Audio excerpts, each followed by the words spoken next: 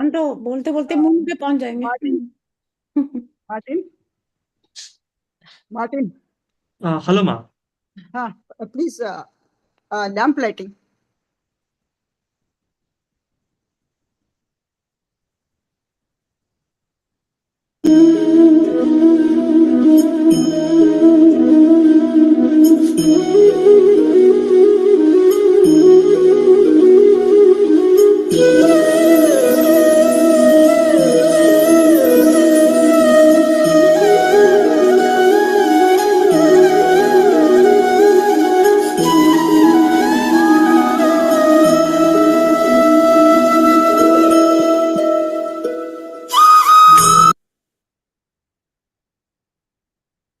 Rekha, not joined.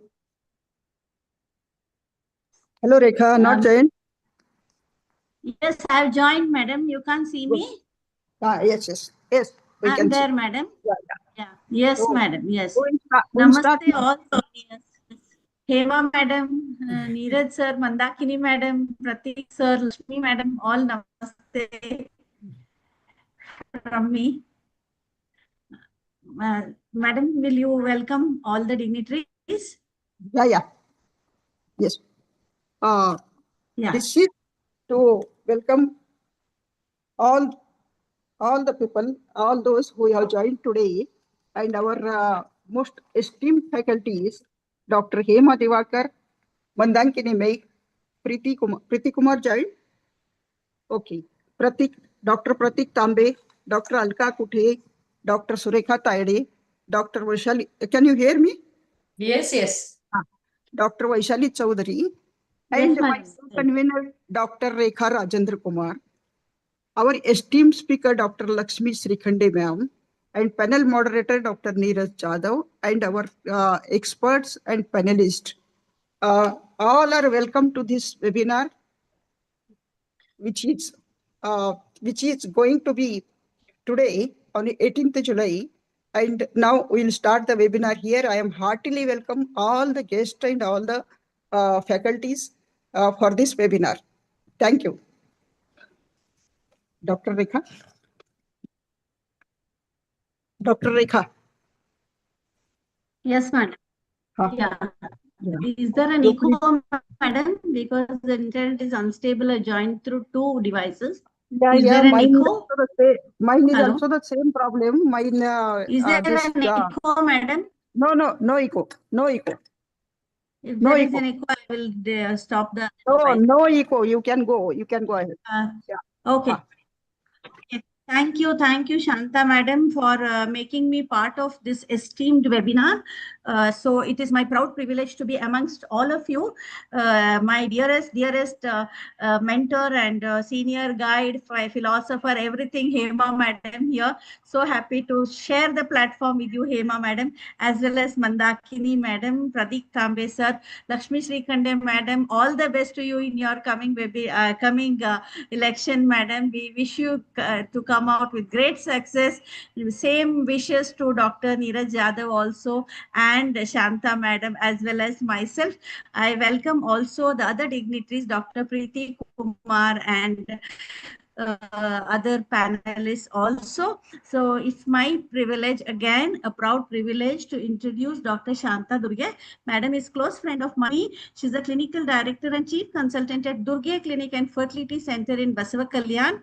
The society is recently started, and madam is a founder president of the society. She's also the nominated member of Karnataka State Supervisory Board, PCP and DT cell. More than anything, we all know that madam has been working day in and out for decades together for the welfare of the girl child, and that is a very, very noble task and commend madam. Thank you so much for hosting this webinar. Thank you. And now, Martin, Dr. Rekha's, So now I will introduce my co-convener, Dr. Mrs. Rekha Rajendra Kumar, the well-known personality and who worked very well during her tenure Martin, as a president of. Hello. Martin, show my pic, Martin.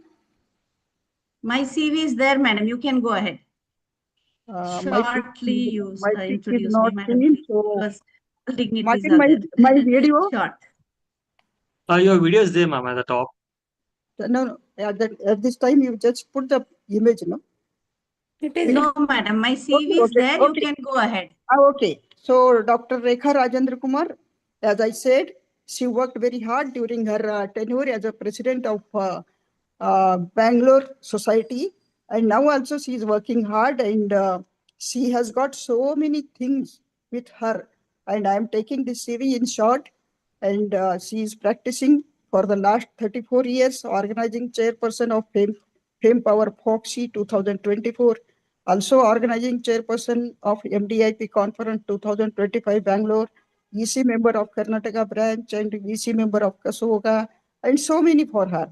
So, uh, so we'll move to introduce our chief guest, Dr.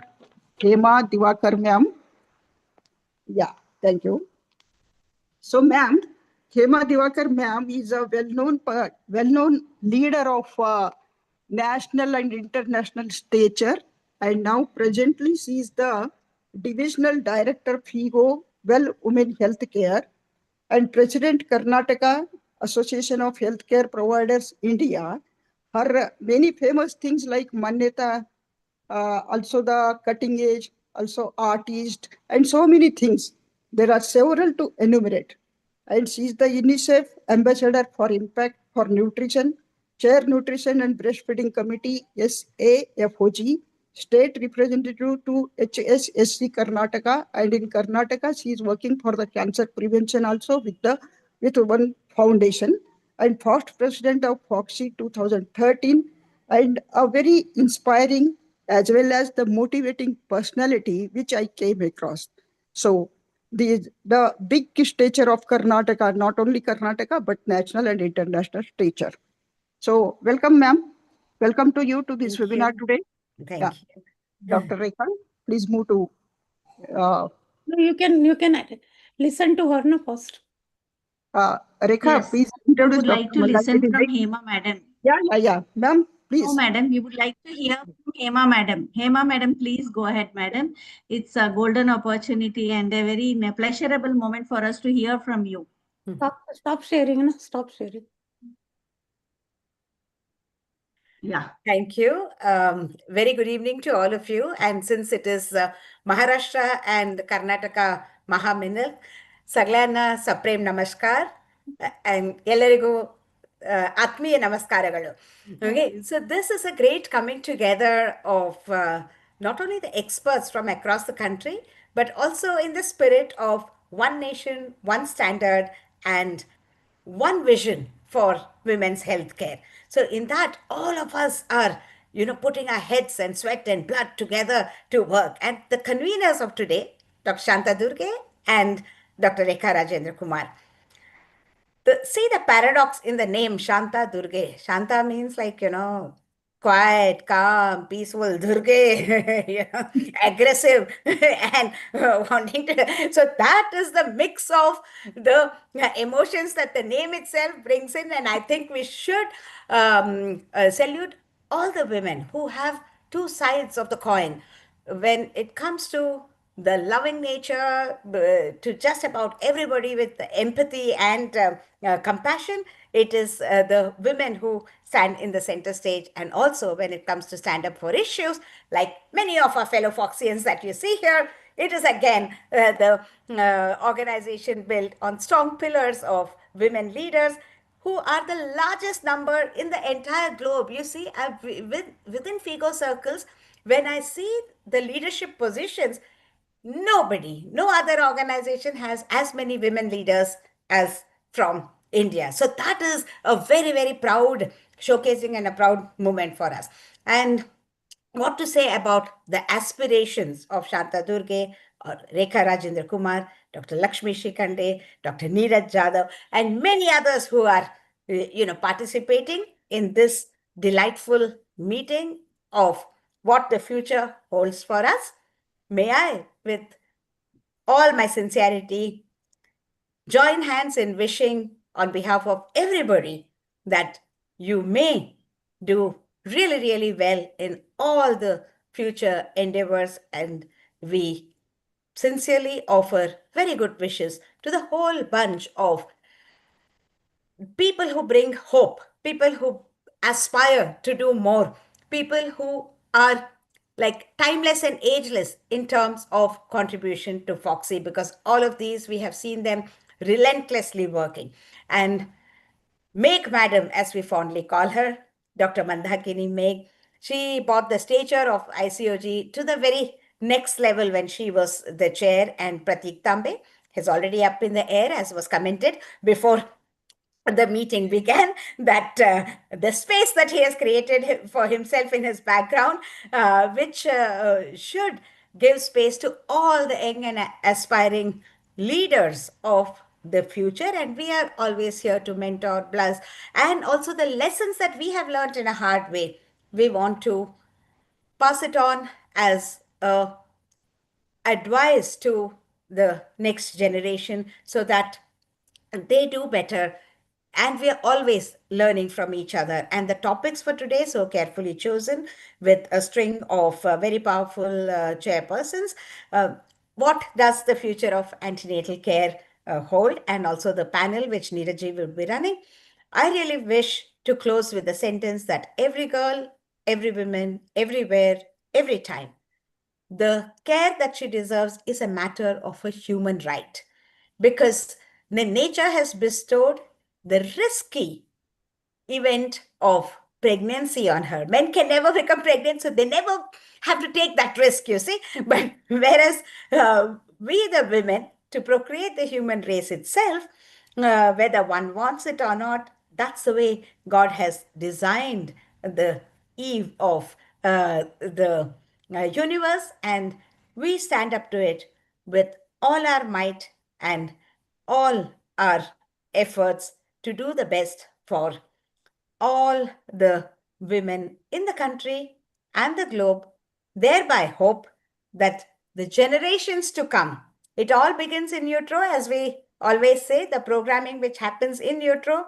sows the seed of goodness, good health, making this world a better place. It all begins from girls and women. So we wish this evening's deliberation a huge success, and I do hope that we are always relevant to the past, present, future, with putting our wisdom and experience together with all of you to only synergize our efforts in doing our best for all times. Namaskar and thank you once again. Thank you, ma'am. Thank you, Hema ma'am, for your kind words. Thank you. Dr. Rekha? Yeah. Dr. Rekha, please introduce Yeah, can we Dr. have Meg CD of Mandakini. Meg? Yes, yes, yes. Mr. Martin is sharing Madam's Meg Madam's CV. Let me have that. Yeah. Thank you. Meg Madam, I have no words to introduce you, because you are such an esteemed person and close to our heart always. Madam is an international president of Medical Women's International Association. No doubt, Madam has achieved that through her hard work all through these years. Congratulations on that, Madam. You are also the National President of Association of Medical Women in India, and I am part of that, and I have been getting myself involved in your activities. Madam is the chairperson of ICOG Foxy in 2020 to 21, past dean of Indian College of Medical Ultrasound, and past president of IFU MB. Lots and lots of awards and accolades to Madam's credit. Sorry for introducing you in very short, Madam. Over to you. We would like to hear from Mandakini Madam. As Hema Madam said, our dearest Meg Madam. So I think thank you very much from love and affection from both the borders, Karnataka and Maharashtra. And just before that, I was mentioning we are on a very pleasant evening when all the border issues are solved officially. So, and I also shared that, Fortunately, my husband being the in charge of the Karnataka and Maharashtra, that time I came to know that a whole department is existing in the government for this issue. And now, because everything is solved, we are extremely happy. Though it is not concerned with all of us as a obstetrician, but of course, it was one of the issues. So I think congratulate to both the states, Maharashtra as well as the Karnataka. So with this, I think I must thank Shanta Durge. Such a persistent persuasion. I can call all the qualities of a future leader. She's already a leader. Sorry. But the persuasion she has, I think, tremendous. With also a very loving and, very warm person, Dr. Rekha. We both convener and my Hema, you all are talking about Hey Ma, but I think Hema, I cannot forget your installation as a President Foxy, and you cannot, Lakshmi and myself, we were the Vice President that time, and you cannot forget my presentation because I shown her as a queen, and she was being given charge by a King PK Shah. So that was one of the most memorable. Absolutely. It was most memorable. Sanjay Gupta still now remember what a beautiful, the paradox or whatever image I have given to the Hema. So I remember that. Today's topic, I think I must acknowledge the presence of Lakshmi, my immediate chairperson, a wonderful person. I think she's like my own sister. Pratik, I will not call him a son. He is like my brother because that will tell my age. Then Preeti has all my, I can't forget Preeti from my mind because she is the one who has taken me Band Baja Barat as a ICUG chair. And that was the last mega installation of, or the, mega installation of a ICUG president where 2000 people were present and all the band bath. And after that, it was COVID. So later on, that was not the, issue. So Preeti, thank you very much. Neeraj, I think you are a wonderful person. I remember meeting you in the Madras, Chennai. I would go to Madras, to Chennai, and from that time onwards, I think we are very, very close. I can see Surekha and all the people here. And today's topic is wonderful. You have chosen, as Hema said very correctly, the Manyata Guru. I can say Manyata. As a guru, I have Manyata, and Manyata Guru is Hema, according to me. So ANC Care Advance, we will say, oh, what is there? We used to tell in government, we used to, Baba, upar chad jao. I used to see like this or like this, and then utar jao. That was the antenatal care because we were supposed to examine around 300 patients and then have this fetoscope. That was the time. But now the time has changed, and the antenatal care is tremendous change because it is not one size fits all. It's actually the customized, the patient based, and it is giving lot of importance because the fertility rate is, we have control, and now the every delivery or every NC care is a, of highest importance. Government has invested so much into the RCH program and the high risk pregnancy clinics, how to examine and how to refer. And third most important thing in the ANC which has happened is a midwifery driven. I think all this year, Nozer, all of us were saying midwives are the most important. So as for WHO, we are having that one attendant throughout in the ANC, in the labor, and as so there is a continuity and there is a at least 10% chances of less complications in the labor or in the postpartum period. So I think Lakshmi is going to talk about it very well. And so this is the ANC care and the latest WHO guidelines. All of us know about it, and I think she is going to talk wonderfully about this, and everybody will be benefited. Then we have Dr. Neeraj. Yours is a very opaque and very, very rahasya subject, which I cannot follow. But I think you are going to bring it very well. I remember Vipin Pandit all the time telling me, whenever I used to meet, he was your vice president. I don't know, whenever, this Neeraj keeps a webinar on the sexual health, he always invites me as a chairman. He always used to say what he sees me in me as a vice president or otherwise. He used to, have a wonderful humor as far as the committee is concerned. But I think it's a serious matter, and that is causing a lot of divorces, lot of marital discord, and so many things that we should not take it very lightly. And it is also causing a lot of mental problems also. So I think today's, I won't take much of the time, but I'm extremely happy. I can see Meghna Deshmukh also here from Nanded. And I have a story to tell you regarding Meghna. I met her in one of the infertility conferences. She just came running to me, Madam, I am Dr. Damayanti Shukla's, Bhachi, no, the niece. And I used to go operate in the middle of the night in the Akola, rupture uterus, rupture ectopics. And I was very famous for, and all Akola people used to call me whenever there is any kind of rupture. And I was a rupture specialist. So, and she remembered me, and till now, these people remember me, as a 11th hour or 12th hour obstetrician who used to go and I was in the Lady Harding big hospital, 500 bedded hospital. So I think with this a wonderful evening, and I think I am feeling very, very blessed. And also I just want to last line that I have been elected. Lakshmi is with me, and Rekha is also with me, that I have been elected president-elect of the Medical Women International Association, which has got 156 countries under it, and the headquarters is New York. And I am very politely, I want to say that I am the first Indian to become the president, and in 117 years, and with all the blessings, whatever I learned with you, as a, the president, Foxy, people, all around, I think we have learned so much that it has resulted in an Indian to become we could show our talent, we could show our, expertise.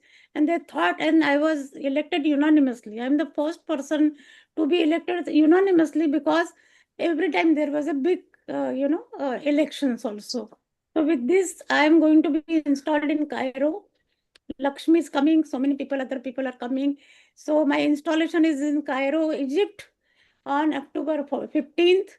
So please join me and give me your blessings for another 3 years to be, doing very well at the international.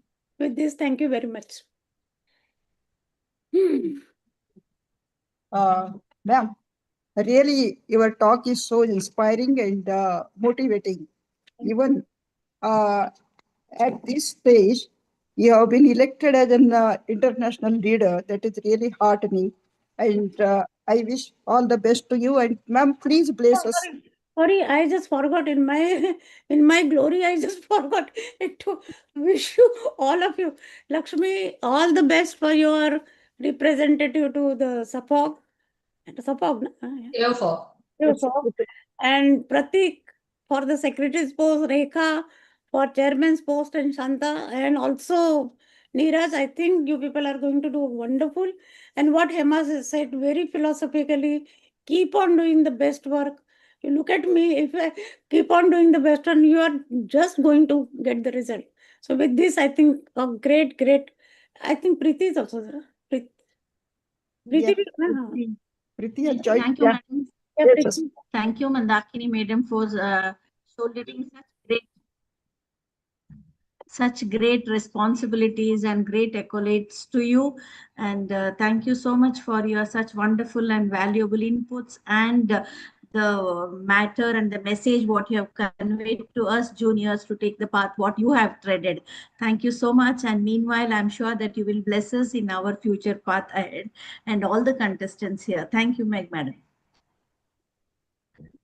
So now we'll introduce Dr. Preeti Kumar as guest of honor of today's webinar.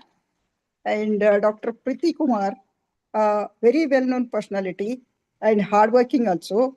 We are very good friends. She was the chairperson of Maternal and Perinatal Committee, SA FOG 23 to 25, Vice President, North Zone Elect, Foxy 2026. And if I say something more, ma'am, we would like you to be a president of Foxy in future. So, Chairperson, Safe Motherhood Committee, Foxy, and Committee Member, FMM Committee, AOFOG, President, Lucknow Obstetric and Gynecological Society, a very warm person and very supportive one. So, ma'am. Thank you so much. Yeah, Thank you, Dr. Shanta. Am I audible? Yeah. Yes. You are So audible. first and foremost, my high regards to Dr. Mandakini Meg Madam and Dr. Hema Divakar. And I must share on this platform that the amount of experience that Dr. Mandakini Meg has in the public health, nobody has in Foxy. So just I keep listening to her, whatever she says, and I try to, analyze what things went through these phases in Maharashtra, and she shares a lot of stories regarding the women's health. So, ma'am, salute to you for all your dedication and commitment, and you are the most loved person in Foxy. And regarding Dr. Hema is my mentor. I think she has left the forum, but I have learned a lot from her, and I'm trying to take her legacy forward. The Manyata program in North, trying my best. We recently launched it in Gujarat. Neeraj is here. He's also part of that Manyata initiative. And Pratik, a very loved, a person, he's like a younger brother to me, very humble, very kind, and very knowledgeable. So, regarding Dr. Shanta, what I have seen you, observed you in last one or couple of years is that you are really very, very dedicated and very, very focused person. And people like you, Dr. Rekha, of course, Neeraj, Dr. Pratik, Dr. Lakshmi, everybody should come forward because I think you are the most deserving people for Foxy, and Foxy should, give chance to people like you to serve the organization. Now, coming to the topic, again, you have chosen a right topic. I think nobody can speak better than Dr. Lakshmi Shikhande on this topic, the newer concept in antenatal care.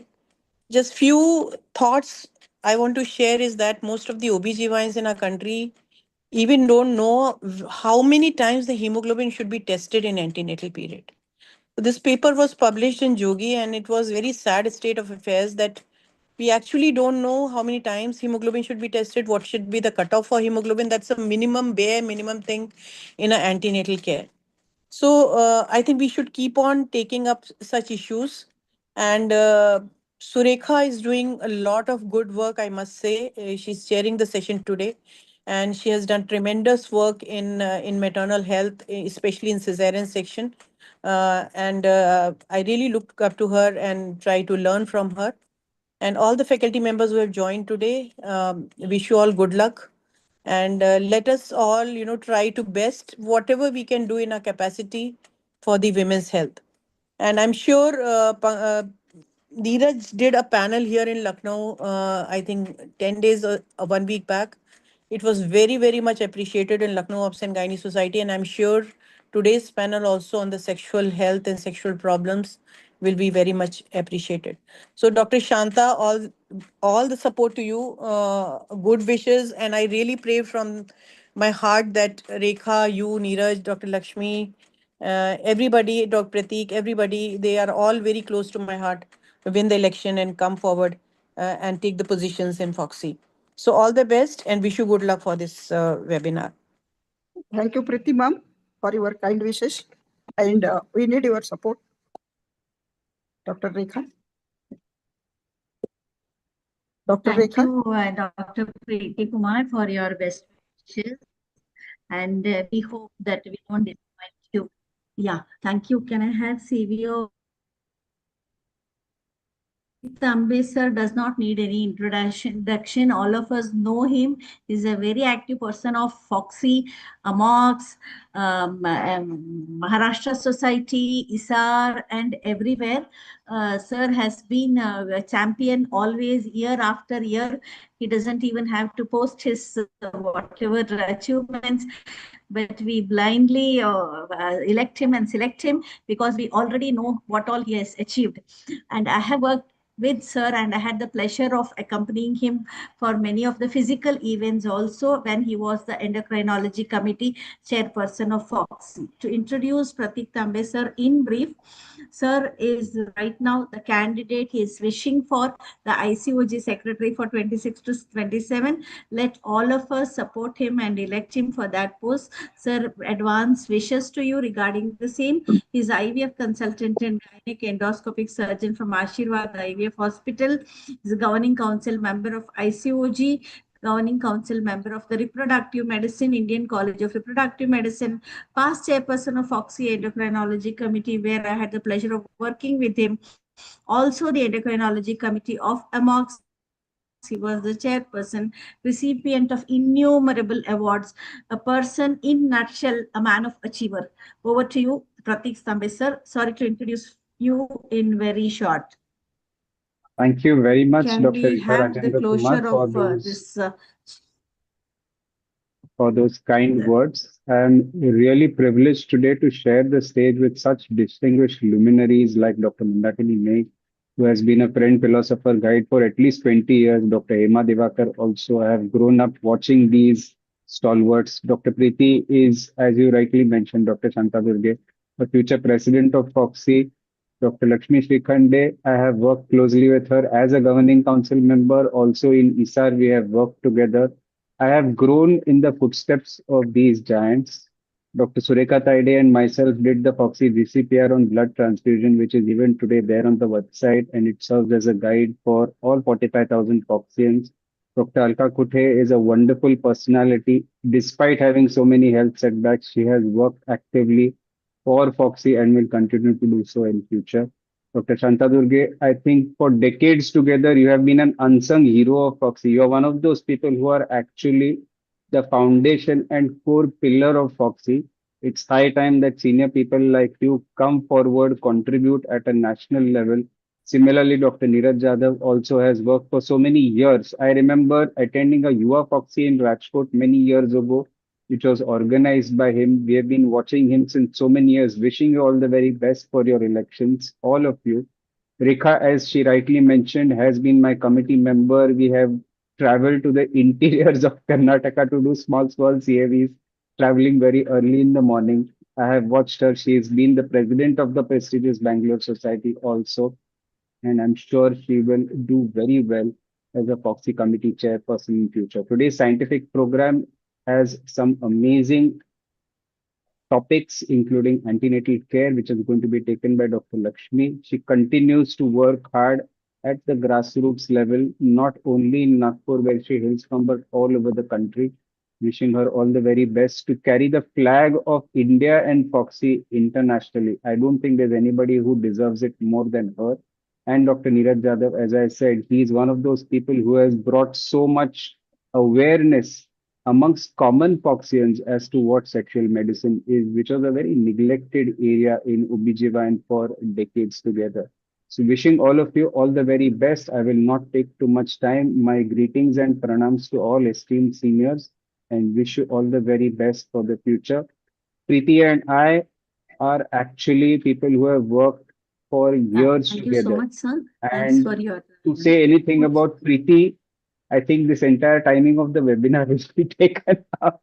But thank you very much, Dr. Preeti, for your kind words. Look forward to working with you when you become the Vice President and future President of FOXy. Thank you very much, everybody, for having me here.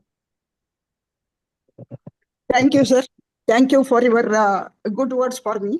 Thank you. Thank you, Pratik sir, for wishing us all the best, which you have been doing over decades for us. Again, thank you and best wishes to you too. So now the next is the introduction of the chairpersons. We'll move to chairperson's introduction, and I will introduce Dr. Vaishali Chaudhary. Martin, please.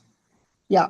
So Dr. Vaishali Chaudhary, she is the President Jalgaon Obstetric and Gynecological Society 25 to 26, past Vice President Jalgaon Obstetric and Gynecology Society, past Secretary of Jalgaon, and practicing obstetric and gynecology since 2001 at Siddhivinayak Hospital, District Jalgaon, Maharashtra. When I asked her whether you will join today's webinar, she agreed immediately. That made me so happy. So that has really saved me for calling so many people. So thank you, Dr. Vaishali Chaudhary, and uh, you will today you will share the chairpersonship with the Dr. Alka Kuthe and Dr. Sureka Taide, the chairpersons of FOXIS. Rekha, will you introduce Alka Kuthe, or shall I introduce? Yes. Yeah. Yes. Thank you, Vaishali madam, Dr. Alka Kuthe. for joining you so much for your esteemed presence.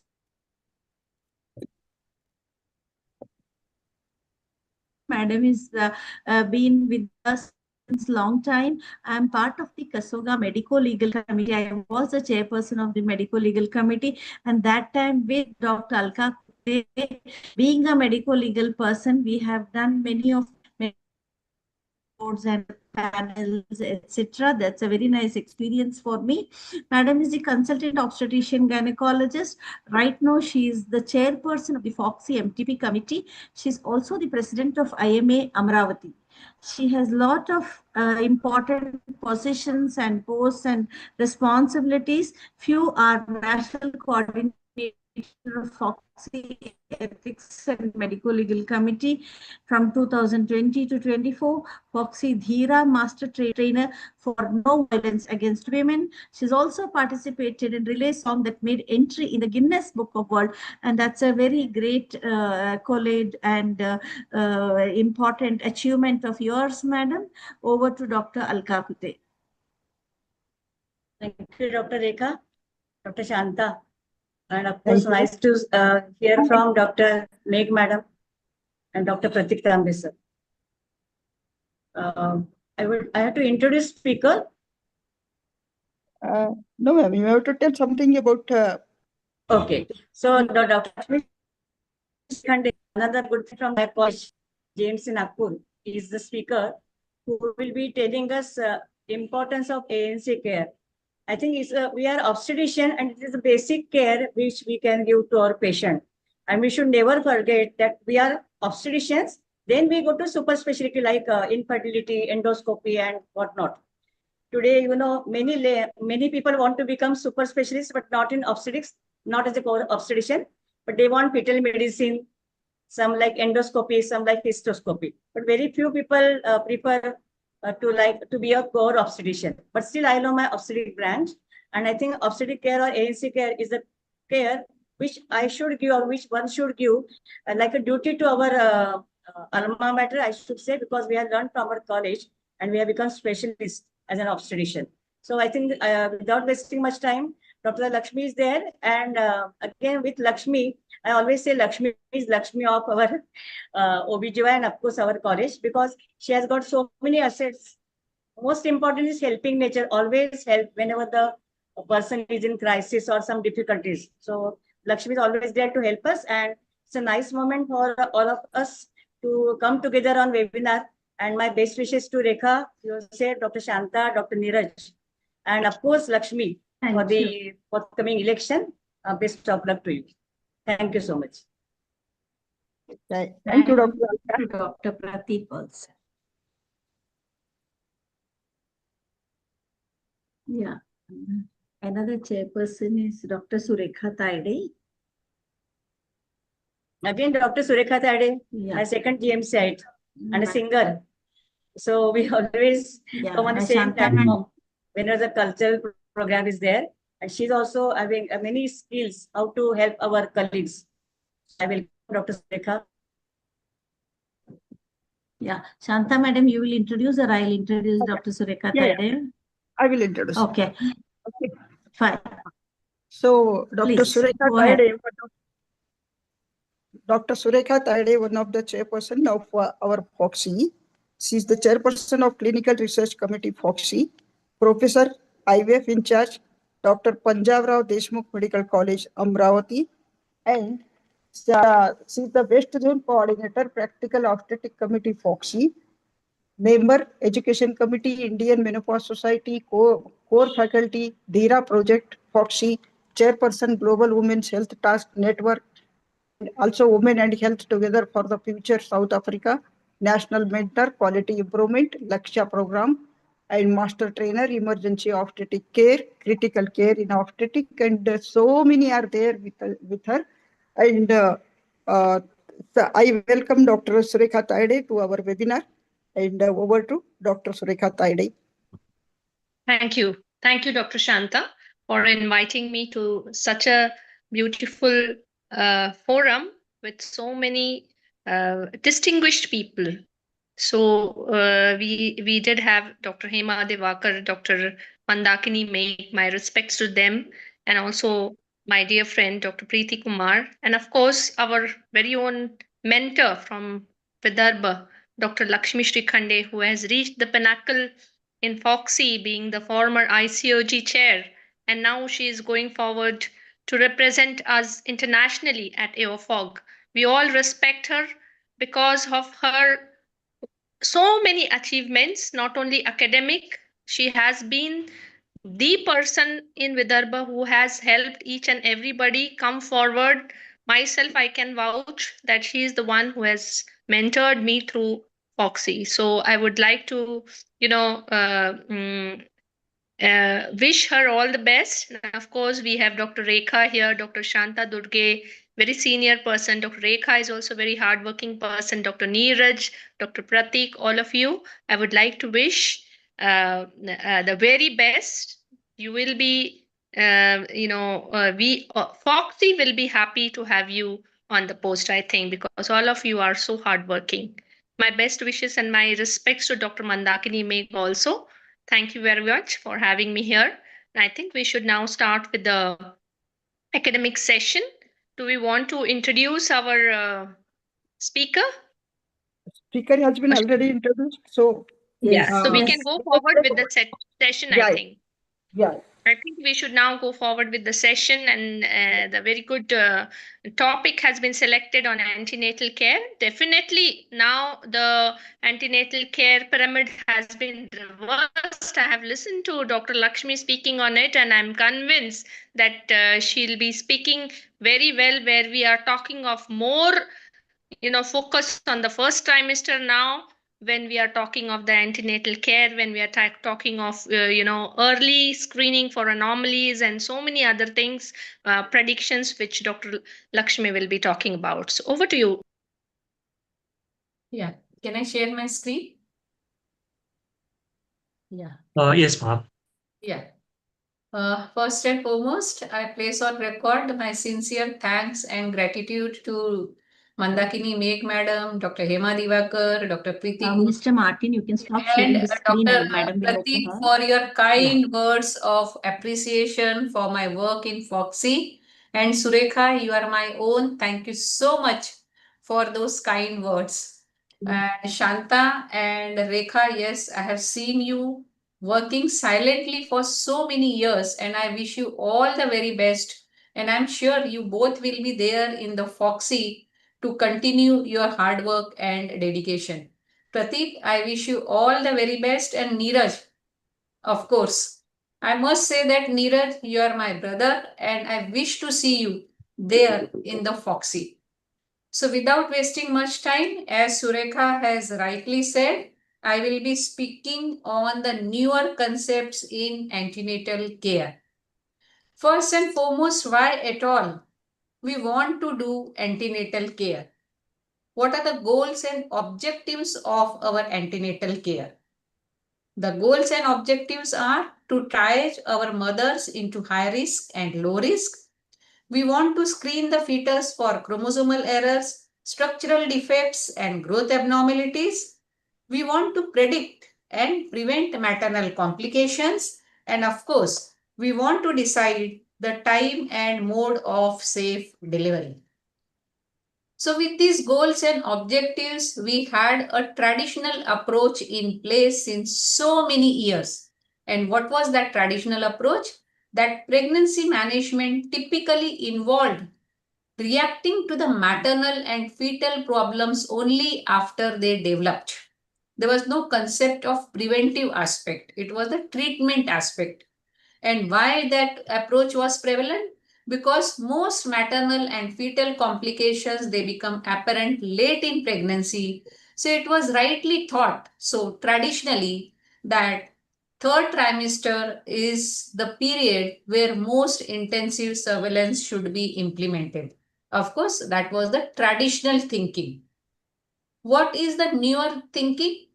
Newer thinking is Nicolet's concept of inverting the pyramid of antenatal care. As you can see, the first pyramid, that is the straight pyramid, you can see that third trimester was the period where most focus and surveillance was given. B diagram is showing you the inverted pyramid, which helps you in dividing high risk and low risk patients in the first trimester itself. Of course, we very well understand that low risk pregnancy can become high risk pregnancy at any given point of time. Even then, for our logistics management, we do want to triage these pregnant mothers into high risk and low risk pregnancy. So this was the Nicolet's concept, and then came another concept that why not to add a penthouse and basement to your inverted pyramid of care. What do I mean by that? That in the preconception period, nowadays we are giving more attention to the non-communicable diseases.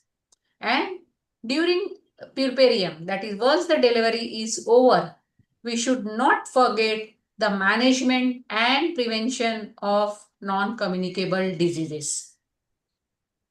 When we talk of antenatal care, it always starts with preconception counseling. Yes, I know most of our patients, they come to us when they are pregnant, but for the practitioners like me who are practicing infertility practice, we are in a unique position to counsel these mothers in the preconception period. Why it is very, very important? Because if you are paying attention to the preconception period, you are taking care of the three generations. What do we mean by preconception counseling? It is a broad term that refers to the process of identifying social, behavioral, environmental, and biomedical risk to a woman's fertility and pregnancy outcome. And once we identify, then we try to reduce this risk through education, counseling, and appropriate intervention. So what you have to give in preconception counseling, it is you have to take care of BMI, blood pressure, lifestyle counseling, Garb Sanskar rituals, folic acid supplementation, anemia correction. You have to look for the diabetes, you have to look for thyroid disorders, correction of any other endocrine disorders, and thalassemia screen wherever it is indicated. Don't forget to counsel about vaccination, as Foxy recommends vaccination counseling as a part of pre-pregnancy counseling. You have to ask history of occurrence of vaccine preventable diseases, previous vaccination she has taken, and allergic reactions to those vaccinations. And these all things must be recorded. Rubella, hepatitis B, and varicella vaccination should be given preferably during postmenstrual period, and pregnancy should be deferred for 3 months in case of rubella vaccine. Now comes the first trimester, what we all are talking. Traditionally, we used to have multiple irrational visits. First visit sometimes used to be as late as 16 weeks. There used to be no predefined objectives to these antenatal visits, and high concentration of visits to the tune of every fortnight and then every week was there in the third trimester. Now, what is the new concept? Here, we are trying to have early estimation of patient-specific risk. The shift of antenatal care has shifted to series of routine visits, from series of routine visits to a more individualized patient and disease-specific approach. The schedule and content of every visit is defined. and in each visit, there is a predefined objective treatment for each and every problem.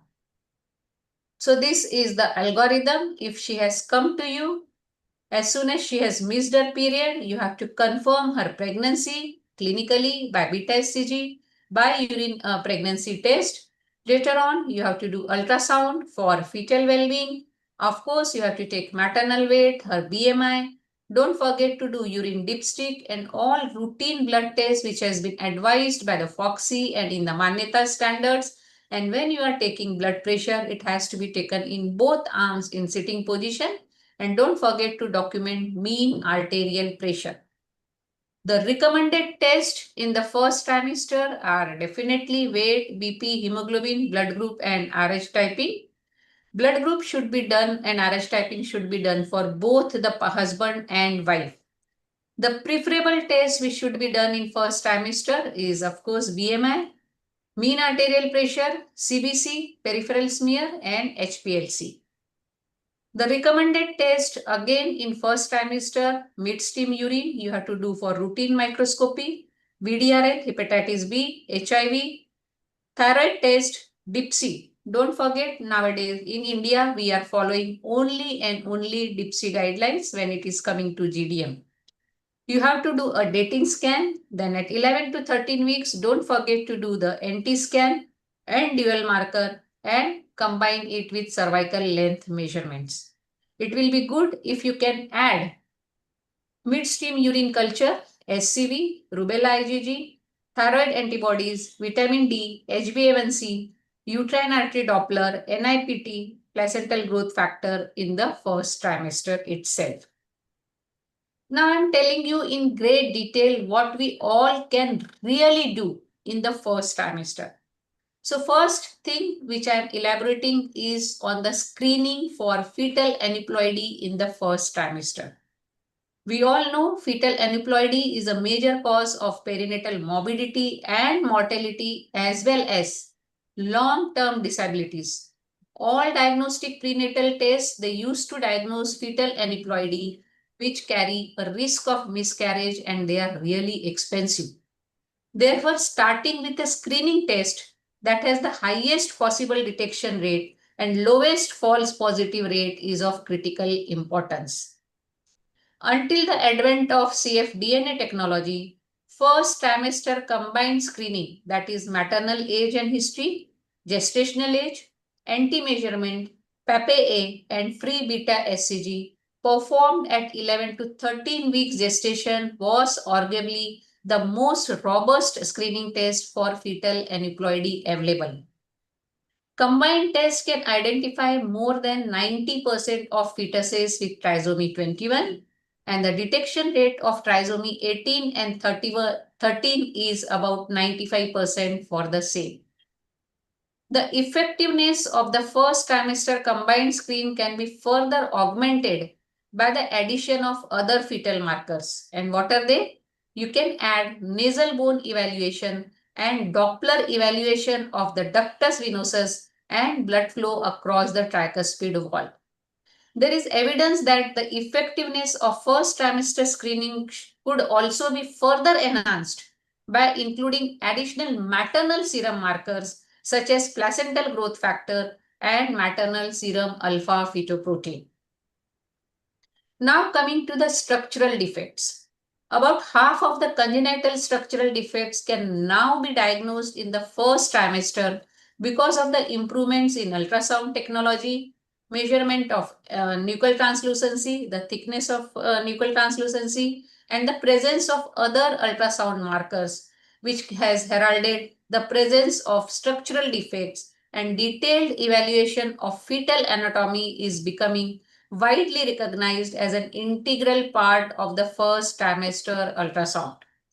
Can we diagnose open neural tubal defects in the first trimester? Yes.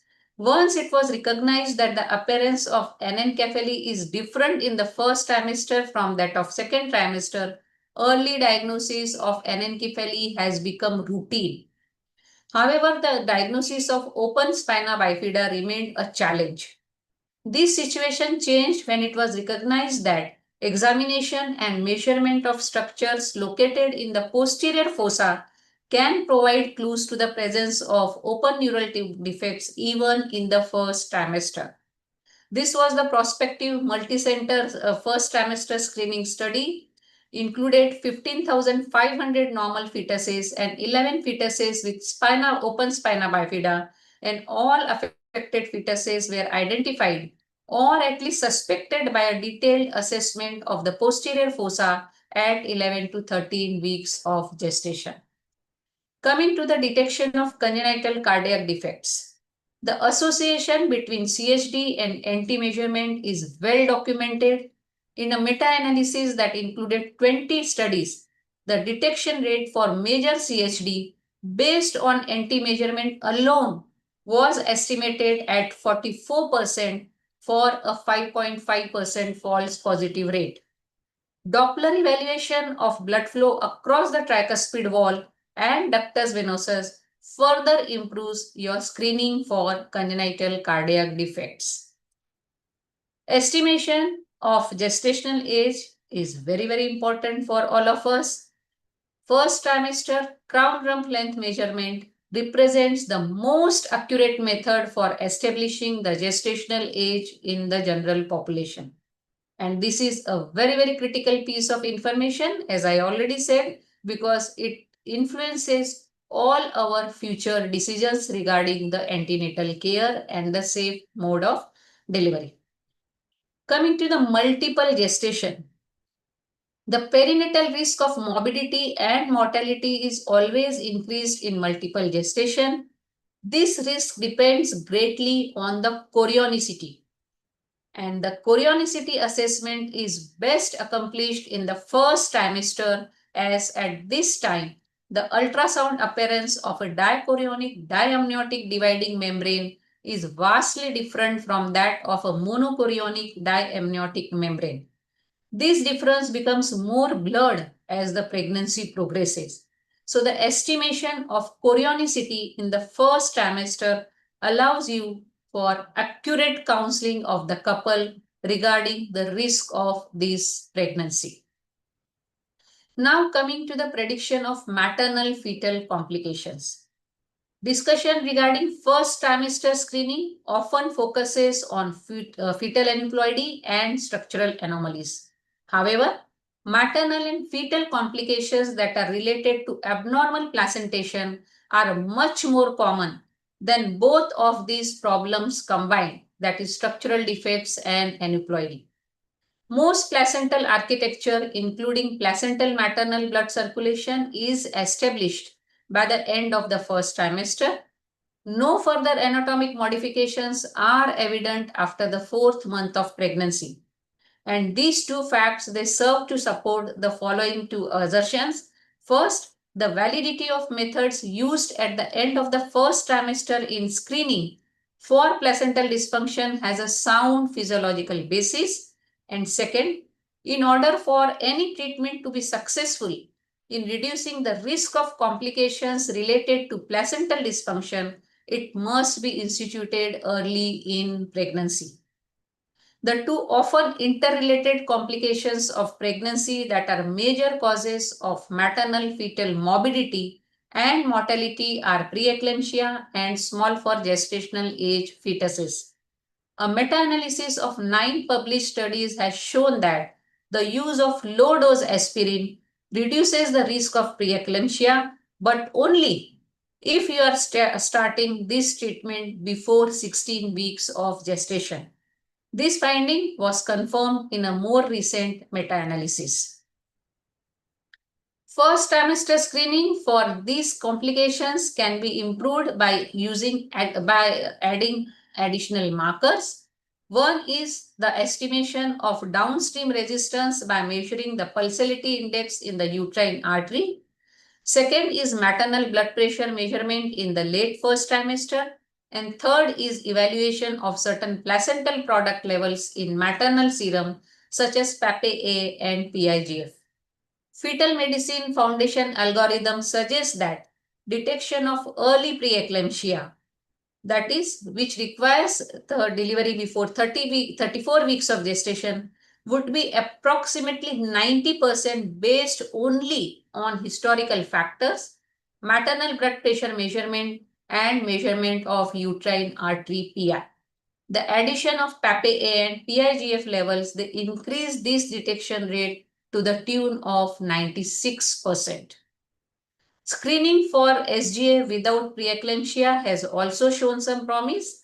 The risk is increased with an increase in the uterine PI and maternal mean arterial pressure, decreased maternal serum PAPA-A, free beta HCG, PIGF, placental protein 13 and A disintegrin, and metalloproteinase 12 also increase the risk of SGA. For a false positive rate of 10%, the combination of these markers along with maternal characteristics could identify approximately 75% of SGA fetuses in the first trimester itself. You can predict 75% of SGA fetuses which will require delivery before 37 weeks of gestation, and you can predict 45% of SGA fetuses who will deliver at term. So what are the future applications for these first trimester screening protocols? The fact that the risk of spontaneous preterm delivery is associated with cervical shortening is well established in the second trimester, but the same holds true in the first trimester itself. Cervical length measurement obtained transvaginally and adhering to strict guidelines in combination with maternal characteristics is likely to be used in the future to select a high-risk group that may benefit from close follow-up and possible treatment. Preterm delivery prediction does not seem to be improved by the use of either maternal serum biochemistries or uterine artery PI. First trimester screening for GDM is also possible using maternal serum biochemistry. Adiponectin and sex hormone binding globulin are reduced, and vispatin is increased in association with increased risk for GDM. Combination of maternal characteristics and biochemical markers can identify about 75% of pregnancies that will develop GDM for a 20% false positive rate. Screening for fetal macrosomia and large for gestational age using first trimester parameters has also shown some promise. The risk of LGA increases with increased anti-measurement, increased levels of maternal serum free beta HCG and PAPA, and a decreased level of adiponectin. For a 10% false positive rate, the combination of these factors and maternal characteristics can detect approximately 40% of LGA fetuses in the first trimester itself. In the second trimester, the recommended things are you have to repeat the blood test, do hemoglobin, TSH, urine dipstick, DIPSI, quadruple markers or triple marker, anomaly scan, and cervical length. And if you can add NIPT, uterine artery Doppler, and fetal echo, it will be great. Asymptomatic singleton pregnancy, transvaginal cervical length less than 25 millimeter in second trimester is considered as a significant finding. You have to screen for cervical length in the first trimester, that is when you are doing your NT scan. Don't forget to look for the cervical length measurement as well. Recent evidence says that cervical stitch does not help, and progesterone may be the only treatment option here. So if you pick up these cases in the first trimester, you can decide whether this case is cervical stitch or you should start progesterone for them. Third trimester is basically for the fetal surveillance. Here you have to do the repeat blood test, urine dipstick, TSH, repeat the DIPSI test, do growth scan for Likert assessment, placental localization, and main focus is on the fetus. So look for the fetal movements. If you can add color Doppler, it will be great. CTG NST is preferable, and Doppler velocitometry will give you additional information. As I said, third trimester is mainly focused on antepartum fetal surveillance as early detection of fetus at risk so that we can have timely management to prevent further deterioration. and to find out normal fetuses and to avoid unnecessary interventions. There are various methods of antepartum fetal surveillance which you can use in the third trimester. So friends, the key takeaways from my talk is that the inverted pyramid of care in antenatal surveillance refers to a shift in focus from traditional late pregnancy focused prenatal care to an approach that emphasizes early and intensive risk assessment and intervention during the first trimester. This means that instead of many visits in the later stage of pregnancy, the majority of assessment and interventions are done early on, which allows for timely management of potential complications. So, this is a nutshell what you all can do in the first trimester. You can pick up fetal aneuploidies, you can detect structural defects, that is, neural tube defects, the cardiac defects. You can predict the complications which can occur during this multiple pregnancy by documenting the chorionicity in first trimester. You can have exact dating of the pregnancy. You can predict the pregnancies which can land up in preeclampsia so that you can start aspirin at this point of time. You can predict gestational diabetes. You can predict fetal growth restriction. You can also predict the chances of preterm delivery in the first trimester itself. So let us shift from the traditional care to the inverted pyramid of care so that we can give maximum benefit to our pregnant mothers and we can pick up the complications and problems in the first trimester itself. Friends, thank you so much for your patient hearing and I need your vote and support for the post of Foxy representative to AO4. Your questions, comments and concerns are most welcome in the chat box. Thank you. Thank you very much, ma'am. I think it was a wonderful lecture. And must say, Lakshmi ma'am, your talk must be etched in gold. The type of messages you have given, especially when we say the inverted pyramid of care. So let's now move towards this progressive approach where we want to screen first, predict, and prevent also.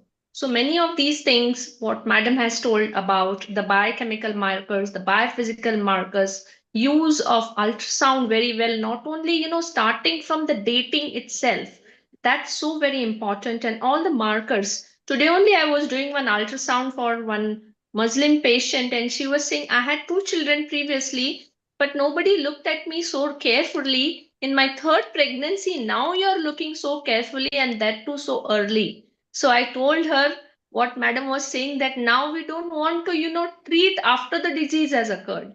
We want to predict first and maybe prevent also. So this prevention aspect is so very important, and very, very nicely and very, very focused way Madam has given these messages, and I'm really thankful to you for all those very typical messages which you have given for screening, for predicting and prevention, and the individualized and disease specific approach which we should be having and for antenatal care. Thank you so much. Thank you, dear sir. Excellent lecture as always. And especially whenever we teach medical legal lessons, we always say predict, prevent, and prepare. So prediction is very important. Of course, we want to prevent everything, damage to fetus, damage to mother, and prepare if anything is there, so that we are updated continuously by our specialty knowledge and of course medical legally. I think inverted pyramid has created a magic in the obstetrical ANC care.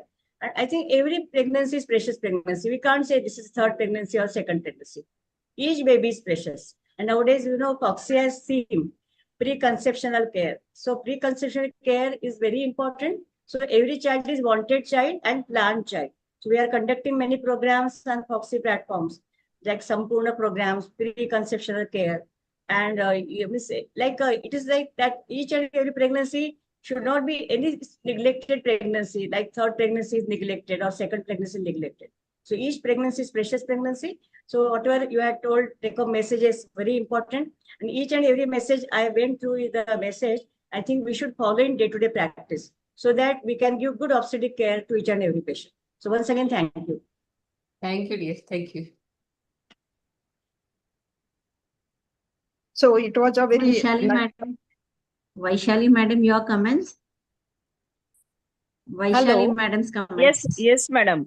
So we are moving from watchful Vaishali Chaudhary expectancy madam. with Yes, madam. madam. I'm talking, madam. So we are moving from watchful expectancy with timely intervention to watchful evaluation and screening and prevention and timely management of the complications of the pregnancy.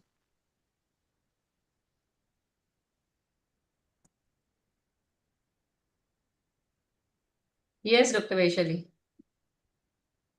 Uh, uh, yes, madam. Can Yes, I audible? Yeah, you Yes, are. madam. Yes, You are audible. I'm telling that we are moving from watchful expectancy and timely intervention to watchful evaluation and screening, Yes. timely prevention and timely intervention also. Yes, So yes. it was very nice lecture and very informative. Thank you, madam. Thank you. Thank you to all the chairpersons, Dr. Alka Kuthe and Dr. Surekha Taide and Dr. Vaishali Chaudhary for your gracing the function, gracing the occasion, and Dr. Lakshmi Srikhande, what to say about her? It was a very, very, very informative session. Now we'll move to Martin, please, this one, appeal flyers, please. As you all know, I am contesting for the Public Awareness Committee Chairperson Foxy 25 and myself, Dr. Shanta Durge from Karnataka. I urge all of you, can you hear me? I urge all of you, please support.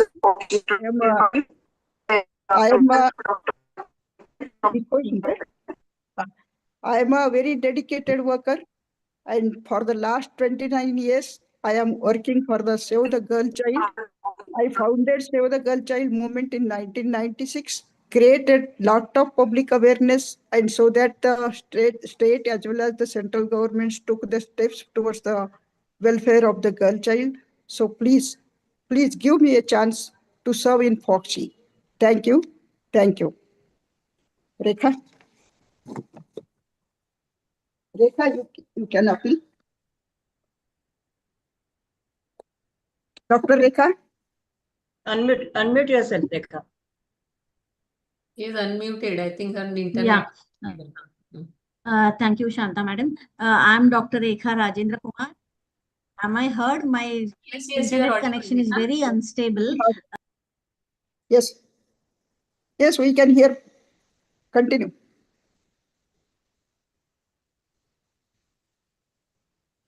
Rekha, switch off the video so that you can speak. Switch off the video if your internet is unstable. Yeah. Now. I have switched off. Thank you, Lakshmi madam, for the brilliant presentation. Yes, I hope.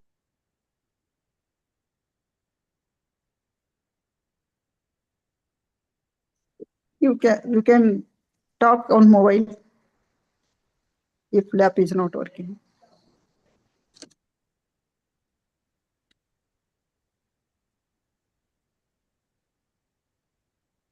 And give us a chance to work in Foxy. We have been working for Foxy as well as the local societies in different capacities. To very honestly, we have been working and worked as the president of Bangalore Society. Also, I have worked a lot, not only conducting the webinars or the physical programs. I have done a lot of social service activities also. So we'll honestly continue to work in Foxy if I'm given a chance. Thank you so much for this platform and opportunity. And through this, we are appealing and requesting all of you for your support. Thank you once again. Yeah. So now we'll move to the next session. Hello. Hello, can you hear me? I think. Yes, Shanta. Please go ahead. Move on, madam. So now we are moving to the session 2, and that is the panel and panel discussion on the topic by Dr. Neeraj Jadhav is her unspoken problem issues, female sexuality. So this is the very important topic, as the many of the women, they won't talk about this openly. So today we will get the interaction about this. And Dr. Rekha, will you please introduce Dr. Neeraj Jadhav, or shall I introduce? Hello. Okay, Dr. Neeraj Jadhav, a very well-known personality. Also, he is the chairperson of Sexual Medicine Committee Foxy 22-23, winner of the Best Committee of Foxy Award 2023, past Vice President Rajkot Rajkot Menopause Society 2020-22, West Zone Coordinator Foxy Adolescent Committee, Joint That's okay, Secretary madam. Rajkot Shanta, Obedient that's Society. enough. Yes. Two Yeah, things that's more. right. Two things more. So he was the organizing secretary of SOGOG, and he has got many things at his side. So we'll welcome him for the talk on this special topic on today. Dr. Neeraj Jadhav, sir, please take over. Yeah. So, Dr. Rekha, I have to introduce panelists, or you are going to introduce? Yeah, Rekha. as you please. Yeah, Whatever I can introduce the first three panelists. Sir, thank you, Dr. Neeraj Jadhav, sir. We heartily wish you all the best in your future endeavors. We would like to see you in the same webinar or the physical event as the Vice President of the West Zone. That is our eager wish. First of all, let me introduce the expert of this panel. That is Suhasini Bhopi Madam. Bhopi Madam, thank you so much for joining us today. Madam is the director of the Varad Netralaya and Maternity Home of Pusad, that is Yavatmal district. She has been in private practice for more than past 2 decades. That is a very intense practice. She is also the president of Pusad OB-GYN Society presently. Madam, thank you so much for gracing us this occasion as the expert of this panel, which Dr. Neeraj is conducting. She has joined? I can't see, madam. Dr. Meghasri? Yeah, Meghashri madam is there. Madam, I can see. Meghashri madam is one of the panelists, very senior person from the Nanded Society. Madam had done her MBBS from the Nagpur, which is the home place of Dr. Shrikande madam. Did her DGO from Belgaum, that is from Karnataka. We are happy to know that, madam, that you partly belong to Karnataka at least. Madam, he did her DICOG from Mumbai, and she's taken advanced training in fertility as well as clinical embryology. That's great. And she's an advanced laparoscopic hysteroscopic surgeon. She did from Cochin her training. She has credit of having modular ICOG and IVF lab in Nanded. Madam is basically an intense IVF specialist. Nice to know that, Meghashri Deshmukh madam. Nice to have you. We will start the panel in no time. Dr. Ismail Kasam Mullah. Sir, hearty welcome to you, Mullah sir. I contacted you. Sir is a MS consultant, obstetrician gynecologist from Dharashiv. He is a Foxy Dharashiv Society secretary, and he is also an experienced gynecologist with a special interest in high-risk pregnancy. Probably Shrikande madam's talk was very appealing and close to heart to sir. And he is also an infertility specialist, ex-civil surgeon of Dharashiv. Very bright CV, sir. Thanks for joining us today and gracing us. Another close person to us and a very friendly person is Dr. Adinath Rajguru, sir. Sir is again IVF consultant, Rajguru IVF Center and Akshay Hospital from Dharashi, which is recently named. Previously, it was Osmanabad. He is the president of the same society, that is Osmanabad Society. Also, the past president of IMA Osmanabad, past organizing secretary of the MRCOG conference, again in Osmanabad. Lot of awards and accolades to sir's credit, and he has organized many free camps about the awareness talks on women's health as well as on infertility. Over to Neeraj Jadhav, sir. and expert madam, that is Suhasini Bopi madam, to take the panel forward, and the panel Dr. Sachin is there?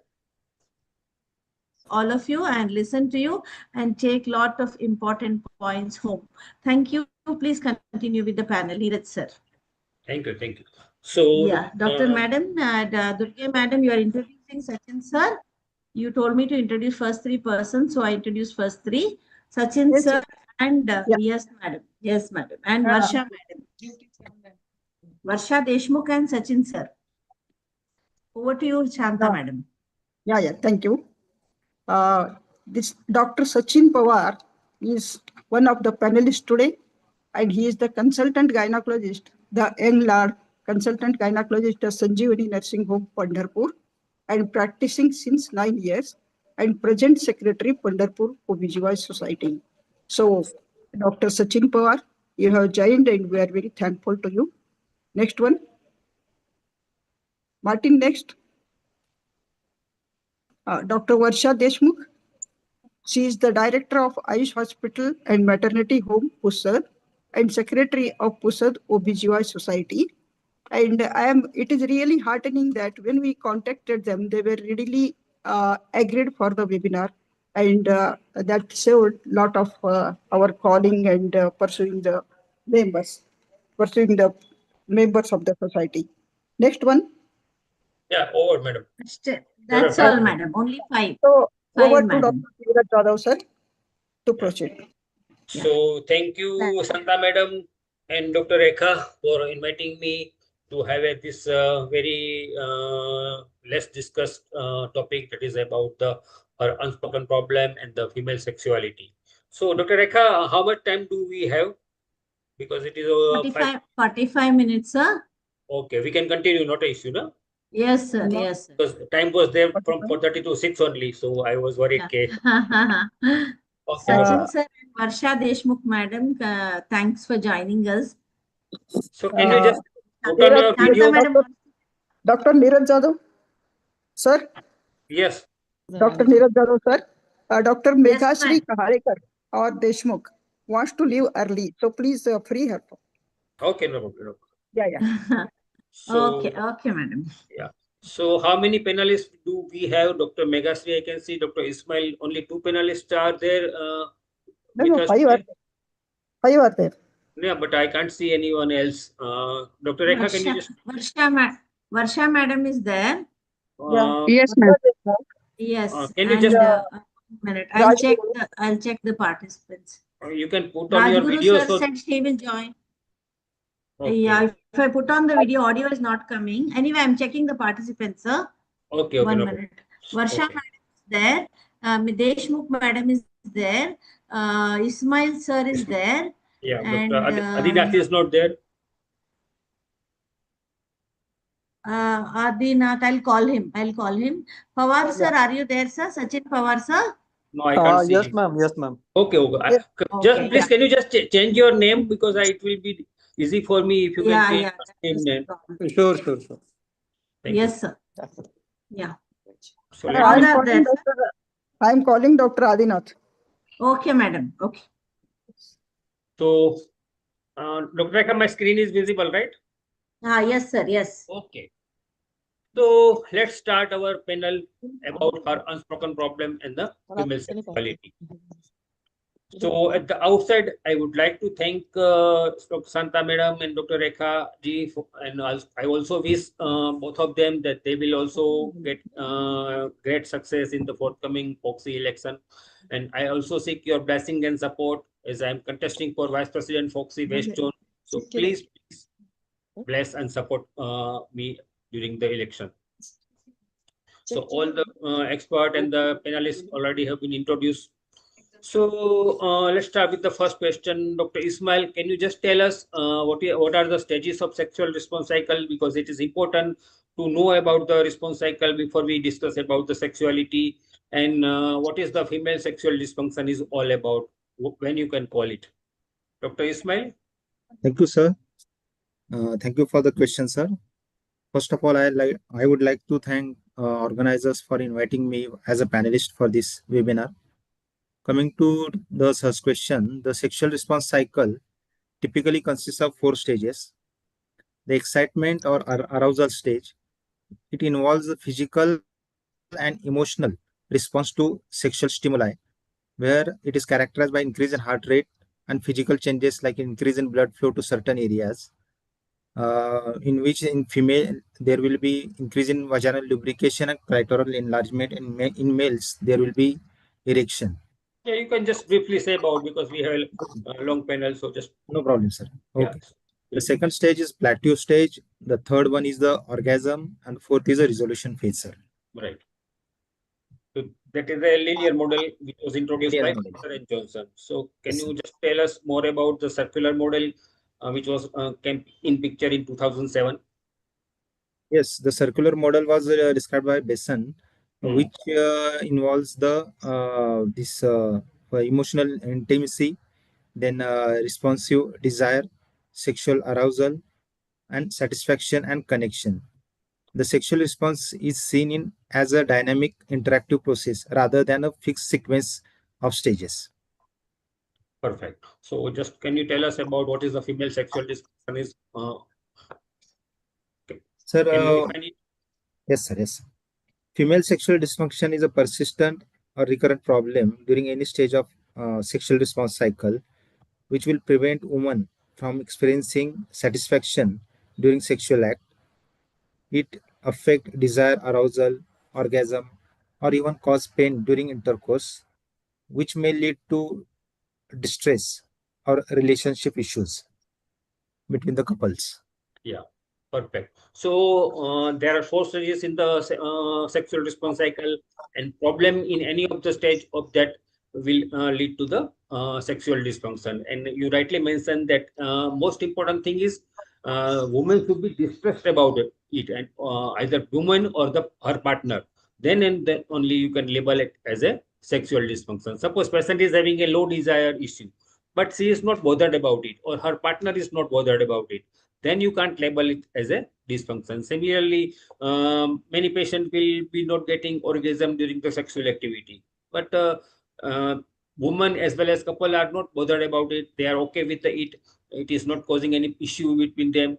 Then it's okay. You can't label it as a dysfunction. So perfectly said about the sexual response cycle as well as a female sexual dysfunction, how to define. So Dr. Adinath is not there. Is there? He has joined. Dr. Adinath, are you there?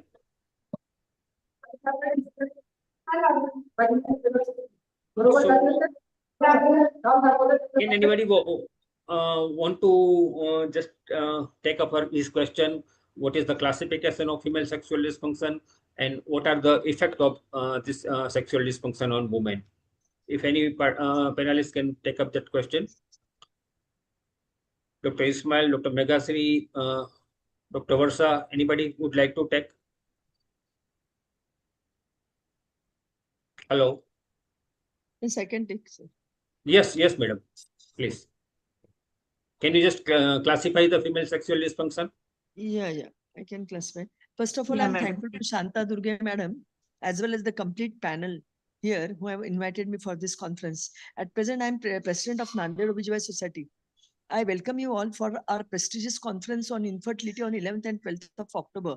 I take this opportunity to tell you that Jatin Shah sir, Chaitanya Shimbekar, and all of the stalwarts, including Sonal Pancha madam, are visiting our place to hold this conference at our place. And so we expect more than 300 delegates to come over here. And it is purely non-IVF conference with 20% only IVF topics in it. So my place, you are quite far off, but I'm really acquainted to the Karnataka Society as well as Dharashiv Society and Pusat Society. I summon them to come and join this conference because it's a Marathwada Zonal Conference on Infertility. Thank you, madam, for giving me this opportunity. Coming to the topic of Neeraj Jadhav, sir, thank you for giving me this opportunity. Classification of female sexual dysfunction. This is, you can classify as the diagnostic and statistic manual of you can say mental disorders. So you can say female hypoactive desire disorder, female arousal disorder, female orgasmic disorder, dyspareunia, vaginismus, sexual aversion disorder, sexual dysfunction due to a general medical condition, substance medication, induced sexual dysfunction, and sexual dysfunction. Now there are changes in DSMS-5. According to 2013 consensus, female sexual interest, it is characterized as arousal disorder, FSIAD, then genitopelvic pain penetration disorder. And this is the sexual dysfunction is now replaced by other specified sexual dysfunction and unspecified sexual dysfunction. So what they present with low self-esteem, sense of futility, frustration, psychological problem, and martial disharmony. Along with infertility and diverse cases on a rise. Along with that, we have seen many infertile patients in my clinic as I do IVF purely.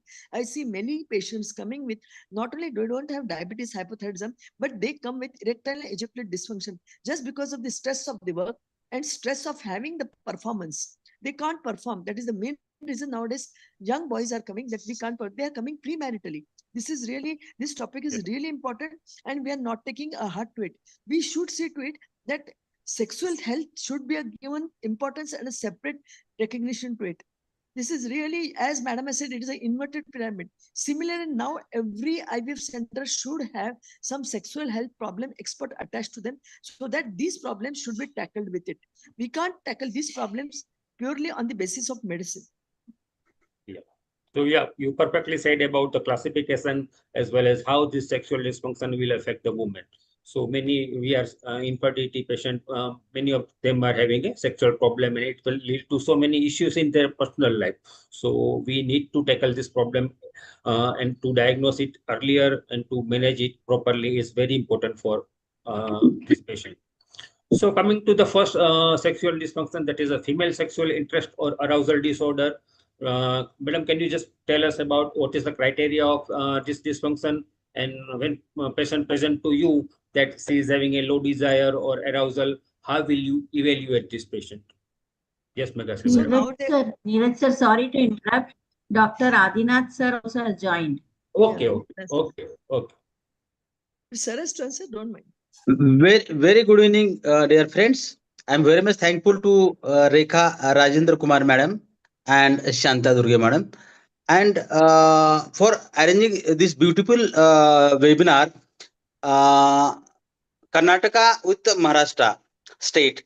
The very unspoken topic really, her unspoken problems, female sexual dysfunction during the pregnancy.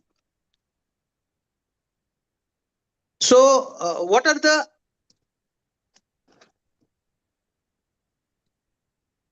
sexual disorders during the pregnancy that females occur? The incidence of these disorders is around 60 to 80%. Dr. Adinath, just can you just be brief because we have a long panel and we have to finish in 45 minutes. So yes. I'll finish within 2 or 3 minutes only. Neeraj sir. Yes. Should I?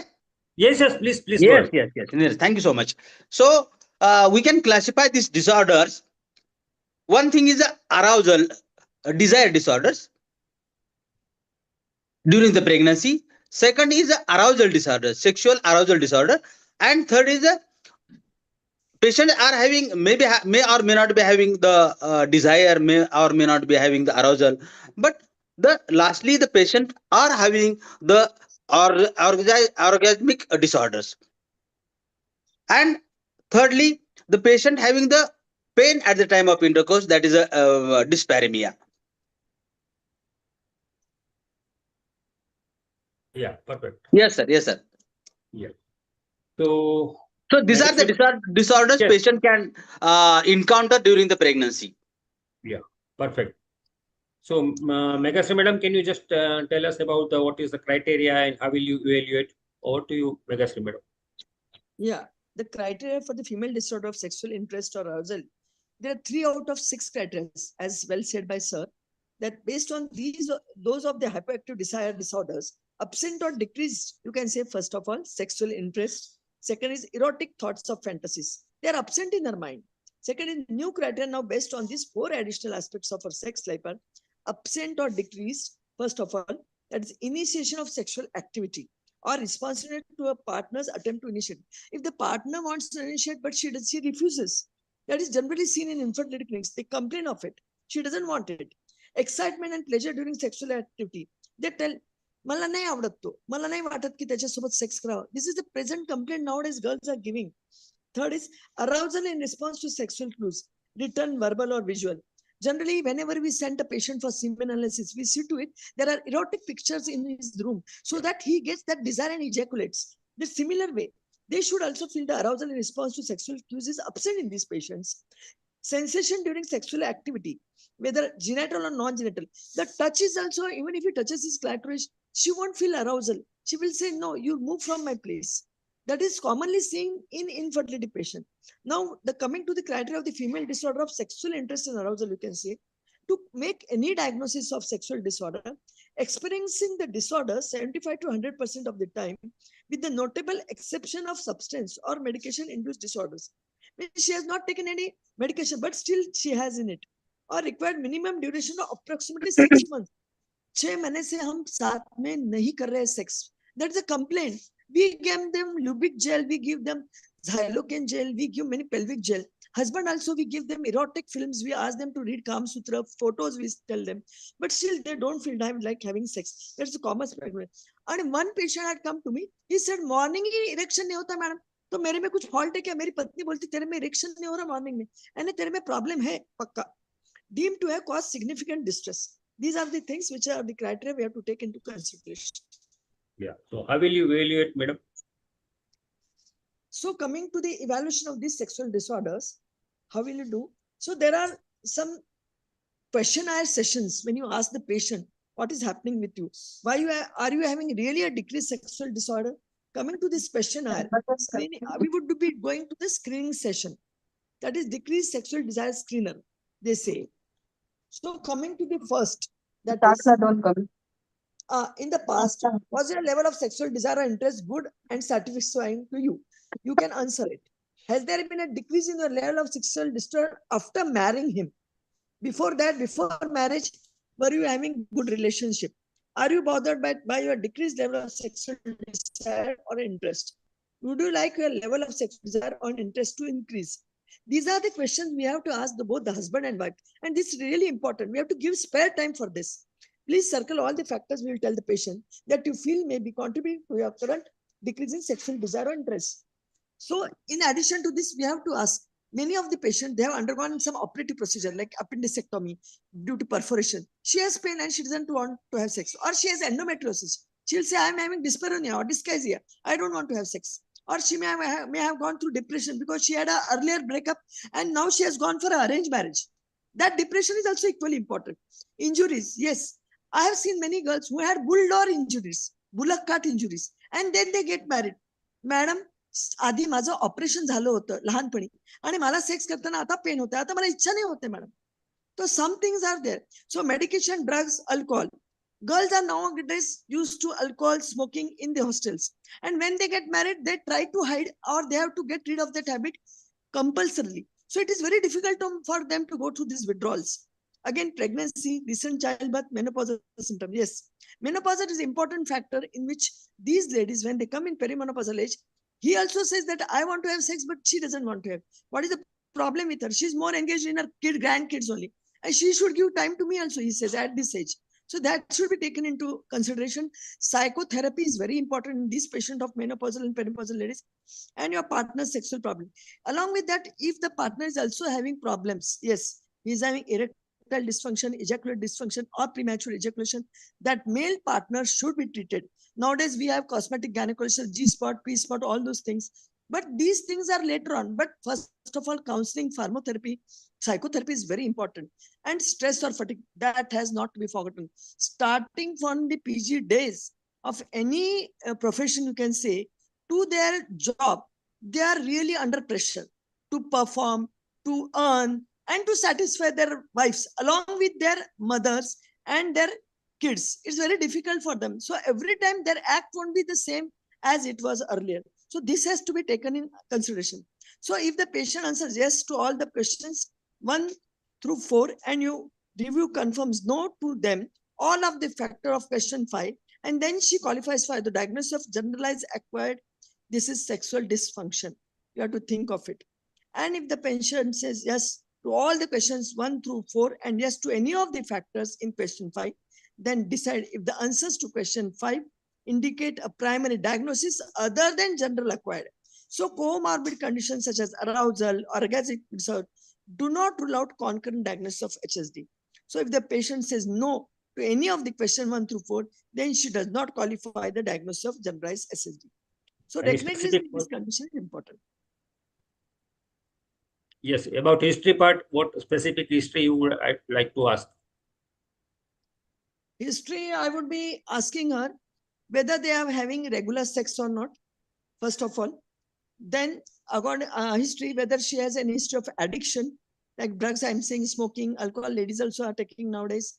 And third thing is whether she's under any depression or she's on any psychotherapeutics which are causing her depression, or there is an environment in her house where she doesn't get time to spare time to have sex. That is also equally important in small houses like Mumbai, Pune, where there are small houses. It's very important. And the thing is vaginismus.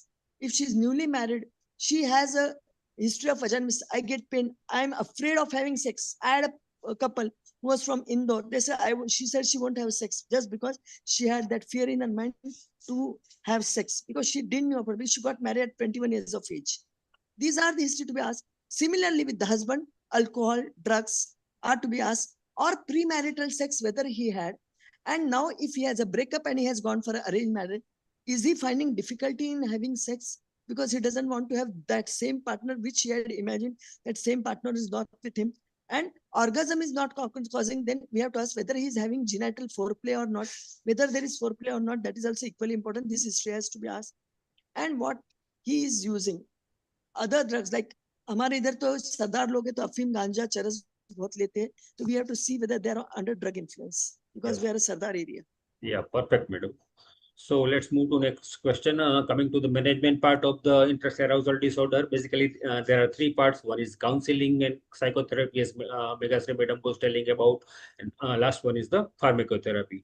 So Dr. Varsa, can you just tell us about the counseling part as well as the psychotherapy part to manage the desire or arousal problem? Basically, it is a common for any sexual dysfunction, not only desire or arousal. Yes, sir. Yeah. First of all, I would want to thank you, Dr. Sunita, ma'am, for inviting me as a panelist. Yes, please go ahead. We can hear you. Dr. Varsa? I am audible? Yes, yes, you are audible. Please go ahead. Yeah. The purpose of sexual counseling applies to the provision of advice and guidelines in personal, biological, and psychological and social aspect of sexual life. The basic purpose of counseling is to provide a client with a confidential, safe, and supportive environment where they can tell their stories, work through their emotions, and make positive changes to their life. So there are various models for the psychotherapy counseling. Can you just elaborate about it? Yes. A brief office-based counseling may be helpful using PLI, SSIT, PLICIT, ALLOW, allow, and MEBS. Yeah. So what is PLICIT model is basically? PLICIT model stands for permission, limited information, specific suggestions, and intensive therapy, a stepped approach specially for general health care, providing caring from women with sexual concerns. Yeah. Yeah. So just can you tell us about the psychotherapy part? Allow asks. Yes, please. Limitations, open up, work together. Right. MEPS mind, emotions, body, energy, and spirit. Yes, right. So psychotherapy part, just you can elaborate about Psychotherapy. First of all, in psychotherapy, first of all, the sunset focus. Sunset focus therapy involves a graded service of non-demanded sensual touching exercises. thoughts exercise typically used with couples. The objective of the sunset focus therapy are to reduce anxiety, avoidance of sensual touching or sexual activity, improve sexual communication between partners, and improve intimacy by reintroducing sexual activity in gradual way.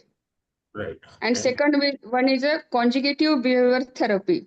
Focus on altering thoughts and behaviors that distracts or result in inhibiting or non-exciting sexual thoughts in sexual situation with specific focus on automatic thoughts and behavior and beliefs that may inhibit sexual desire. Cognitive component. Therapy serves to change sexual behavior by focusing on pleasure and not on sexual form and planned sexual activity and self exploration instead of avoiding of a sexual activity. Yeah, perfect. So basically, cognitive behavioral therapy, what is the main aim is that there are certain inhibition in the patient's mind. So there are various technique and exercises that will remove that inhibition, and patient can have a better sexual intimacy. Same way, sunset focus therapy is the graded where first they have to go through the non-sexual touch, then it progress to the sexual touch, and ultimately to the sexual intercourse. So there are various exercises and stages in the sunset focus therapy which will help the patient with the sexual problem. And implicit model is basically we ask the patient to get information from her. We discuss about what type of the question we will ask to them. What it will be very confidential, and that is a basically permission. We gather the information from the patient, that is the limited information.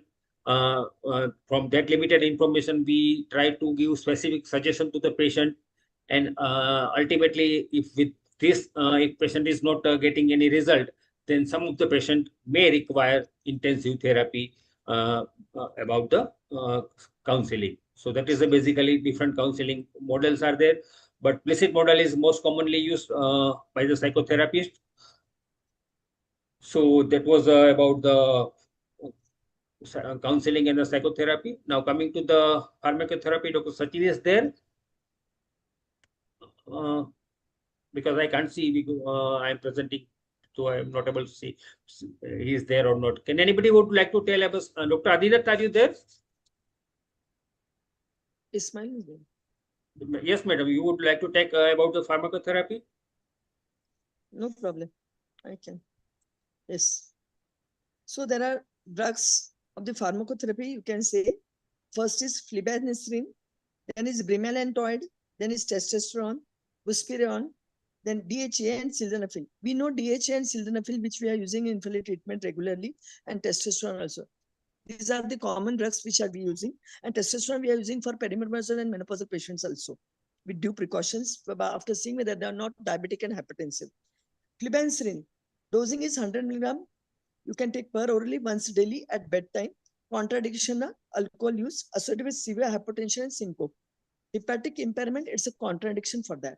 Then is bremelantoid. The US Food and Drug Administration approved bremelantoid to treat acquired generalized hypoactive sexual desire disorders in premenopausal women in 2019. So bremelantoid, Vilis, as it is called, a melanocortin 4 receptor agonist originally studied for sunless tanning, was noted to increase the sexual arousal in women and desire. Bremelantoid injection tab and nasal spray is available, which can be given to this patient.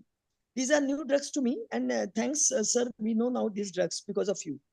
But what about testosterone? Yes, we know that testosterone therapy is an evidence-based off-label treatment for all patients of perimenopausal and postmenopausal women with HSDD.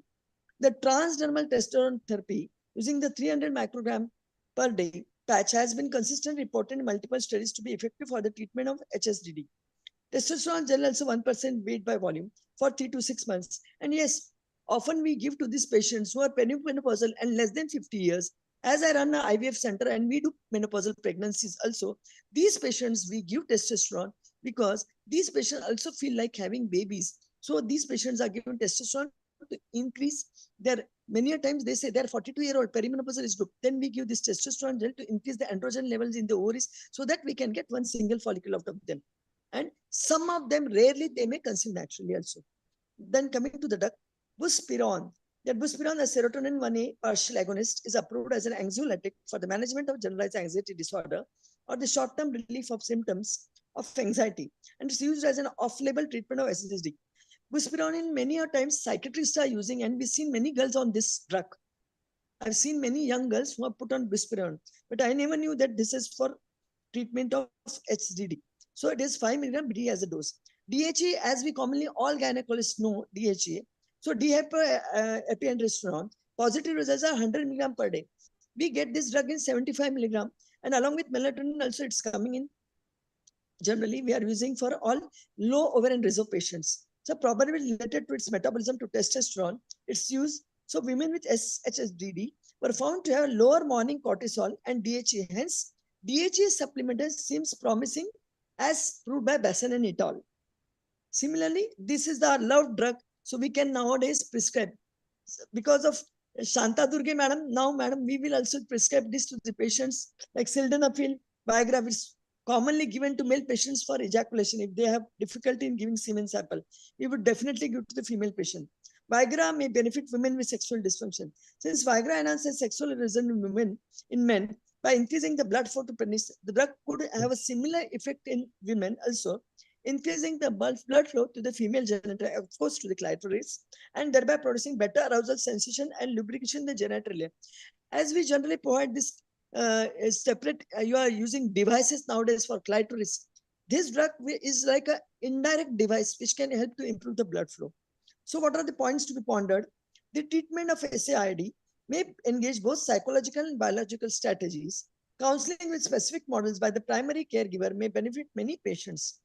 Treatment should focus on the factors that are most distressing to the individual. So what is important in her, whether vaginismus or it is erectile dysfunction in her husband or orgasm in her, that should be looked into. Psychotherapy by sensate focus means indirectly. CBT and mindfulness may be of immediate benefit in many. Pharmacotherapy may be offered to selective number of patients. So then coming to the next topic. Okay. Thank you, madam. So basically, flibanserin and bremelanotide are only FDA approved drug. Rest of the drugs are off-label treatment. But unfortunately, both the drugs are not available in India. So that's the only issue we are facing. But particularly in perimenopausal or menopausal age group, testosterone, DHEA, even local estrogen therapy, tibolone, all can have some beneficial effect when there is a issue of the desire and arousal. So thank you. And now coming to the second disorder, that is a female orgasmic disorder. So Dr. Ismail, can you just tell us about what is the female FOD, that is a female orgasmic disorder, and what are the types of the FOD? Dr. Ismail? Yes, sir. Yeah, please. Sir, FOD is a type of sexual dysfunction where woman experiences persistent or recurrent delay in frequency or absence of orgasm or reduced intensity of orgasmic sensation despite adequate sexual stimulation and arousal, which is associated with more than, that is timing more than 6 months of duration. It is of 4 types, sir. Primary orgasmic disorder, where woman has never experienced the orgasm before.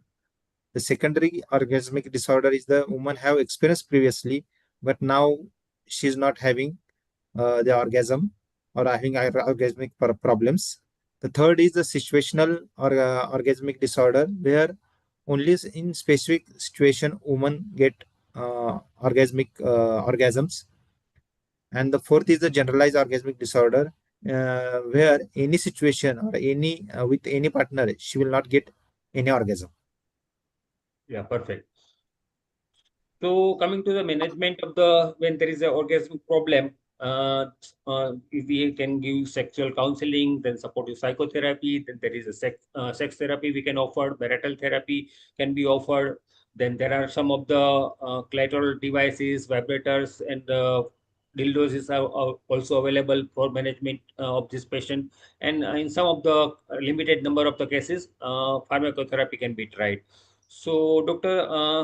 Adinath, can you just tell us, because directed masturbation is the standard treatment when the woman is facing issue of the orgasm. So can you just tell us about directed masturbation, Dr. Adinath? is there?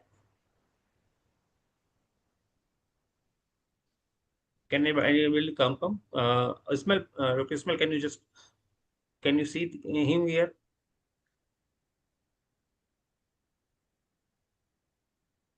Yes, sir. Dr. Adinath is there.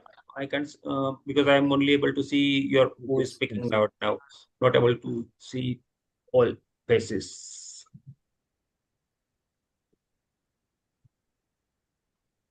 No problem. He's there, sir. Anybody would like to take that question about directed masturbation? So basically, when there is a problem of orgasm, the sex therapy technique is basically to give a woman orgasm with the help of masturbation, then orgasm with the partner, and ultimately she should have an orgasm on the during the intercourse. So directed masturbation technique is largely behavioral technique, which is usually given on 4 to 16 weeks time interval. It involves a graded exposure to genital stimulation, which may include role-playing, orgasm response, use of sexual fantasies, as Madam was telling about, and sometimes use of the vibrators. So they can facilitate the heightened arousal, and they can get orgasm.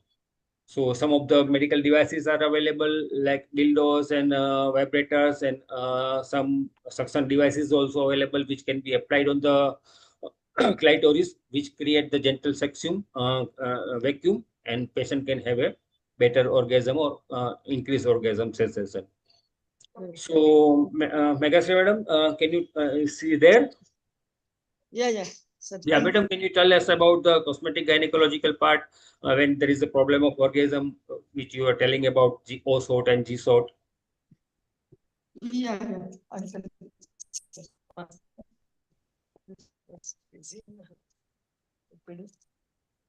Yeah, cosmetic gynecology has its own role to play, you can say. And yesterday only we had a workshop on cosmetic gynecology, not only in female infertility, but in male infertility also. It has a role to play. So what are these G spot and P spot, you can say? So these are, as you said, sexual enhancement devices are there. So coming to the G spot and O spot. So G shot, you can say, also known as G spot amplification. You can say, or GSA is relatively quick, simple, and it's a non-surgical technique, clinical treatment that can temporarily augment the G spot in sexually active women, and was invented by Dr. David Matlock in the United States of America. It seems to amplify the sexual gratification of the woman by augmenting the G spot with engineered hyaluron, which is a collagen-based filter, you can say.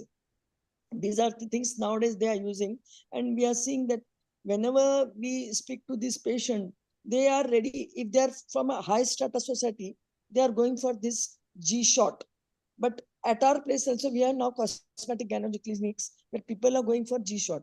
The O shot or the orgasm shot is a controversial rejuvenation procedure, you can say, in which platelet-rich plasma is put in the clitoris or upper vaginal wall. A minimal invasive means of improving sexual gratification. Only thing, when you are injecting into the clitoris, you have to be very careful of the injury or the blood vessel injury at the clitoral site. The O shot practitioners purport that using this patient-derived PRP stimulate the stem cells to grow in this healthy vaginal tissue. This is the importance of G and O shot. And similarly, What P about spot is meant for males. Yes. What about pharmacotherapy part? Is any drugs available or helpful in when there is a problem of orgasm? They are using nowadays PDE5 inhibitors like sildenafil, which increases not only, there is no effect on the estrogen, but increases the lubrication, as increases the blood supply to the clitoris. So there will be lubrication at that side. Similarly, hormones like estrogen, HRT, and tibolone. These can be used in perimenopausal and menopausal patients. So, and androgen, testosterone, DHA. Equally, similarly, up to testosterone you can use in perimenopausal and menopausal patients. Gel can be applied. And these patients, when they apply gel, you have to tell them that when you are applying gel, you wait for 5 minutes, and after 4 hours, you can go for swimming or for a bath, because that effect should lie there. So that's the thing we advise them during testosterone therapy. Along with that, combined estrogen and testosterone therapy also can be given to perimenopausal menopausal patient to increase this, because generally nowadays what they're saying, life starts after 60. So these 60 people also have a, you can say, त्यांनाही अधिकार आहे जगायचा. मग का नाही, बिलकुल जगा, कारण मुलांसाठी केलेलं आहे, समाजासाठी केलंय, आता स्वतःसाठी जगा. That statement. Similarly, nowadays many nutraceuticals are coming. That is Zoim bean, some OTC products like nutritional supplements and vitamins and antioxidants are also there. Yeah, so very well explained about what are the options available with the cosmetic gynecological procedure as well as a few medication which can help to have a better orgasm. So coming to the third part, that is a vaginismus. We must all have seen patient of vaginismus commonly seen during our infertility workup. So Dr. Varsha, can you tell us what is the vaginismus and what are the different getting of vaginismus? Yes, Dr. Varsha, vaginismus. Yes. Vaginismus as a medical term, first described by Dr. J. Martian Sims in 1862 as a reflex-like contraction of the circumvaginal musculature resulting in non-consummation of marriage. Earlier definition, recurrent or persistent involuntary spasm or contraction of the musculature surrounding the vaginal outlet and the outer third of the vagina that interference with the vaginal penetration. And recent definition, International Definition Committee 2005, the persistent or recurrent difficulty of the woman to allow vaginal entry of the penis, finger, or any object despite the woman expressed with to do so yeah. so. Yes.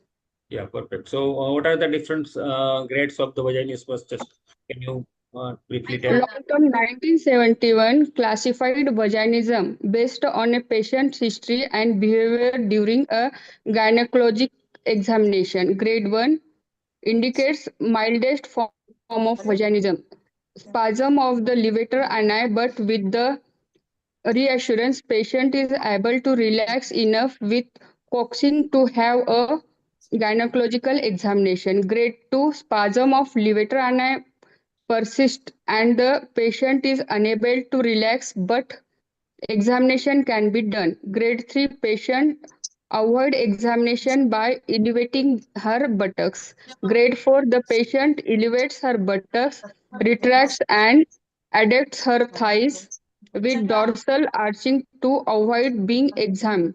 Grade 5 pecs added another grade of vaginism. Patient with a grade 5 vaginism manifest by visual response such as crying, shaking, trembling, sweating, hyperventilating, experiencing palpitation or nausea, vomiting, going unconscious, wanting to jump off the table or wanting to attack the doctor. Yeah, so grade 5 is the worst form of the vaginismus. Vaginismus. Yeah. So coming to the management part of vaginismus, first of all, we have to assure that the treatment options are available. We have to address the medical condition of the patient. Sexual education and counseling is important. First line is the lubricant and anesthetic cream. Pelvic floor exercise is also important to relax the pelvic muscles so they can allow the insertion of penis. Then systemic vaginal desensitization is the gold standard treatment for the vaginismus. Then in some of the patient, you will need anxiolytic because this patient are very much frightened to even to touch their genitalia. So anxiolytic will be very helpful.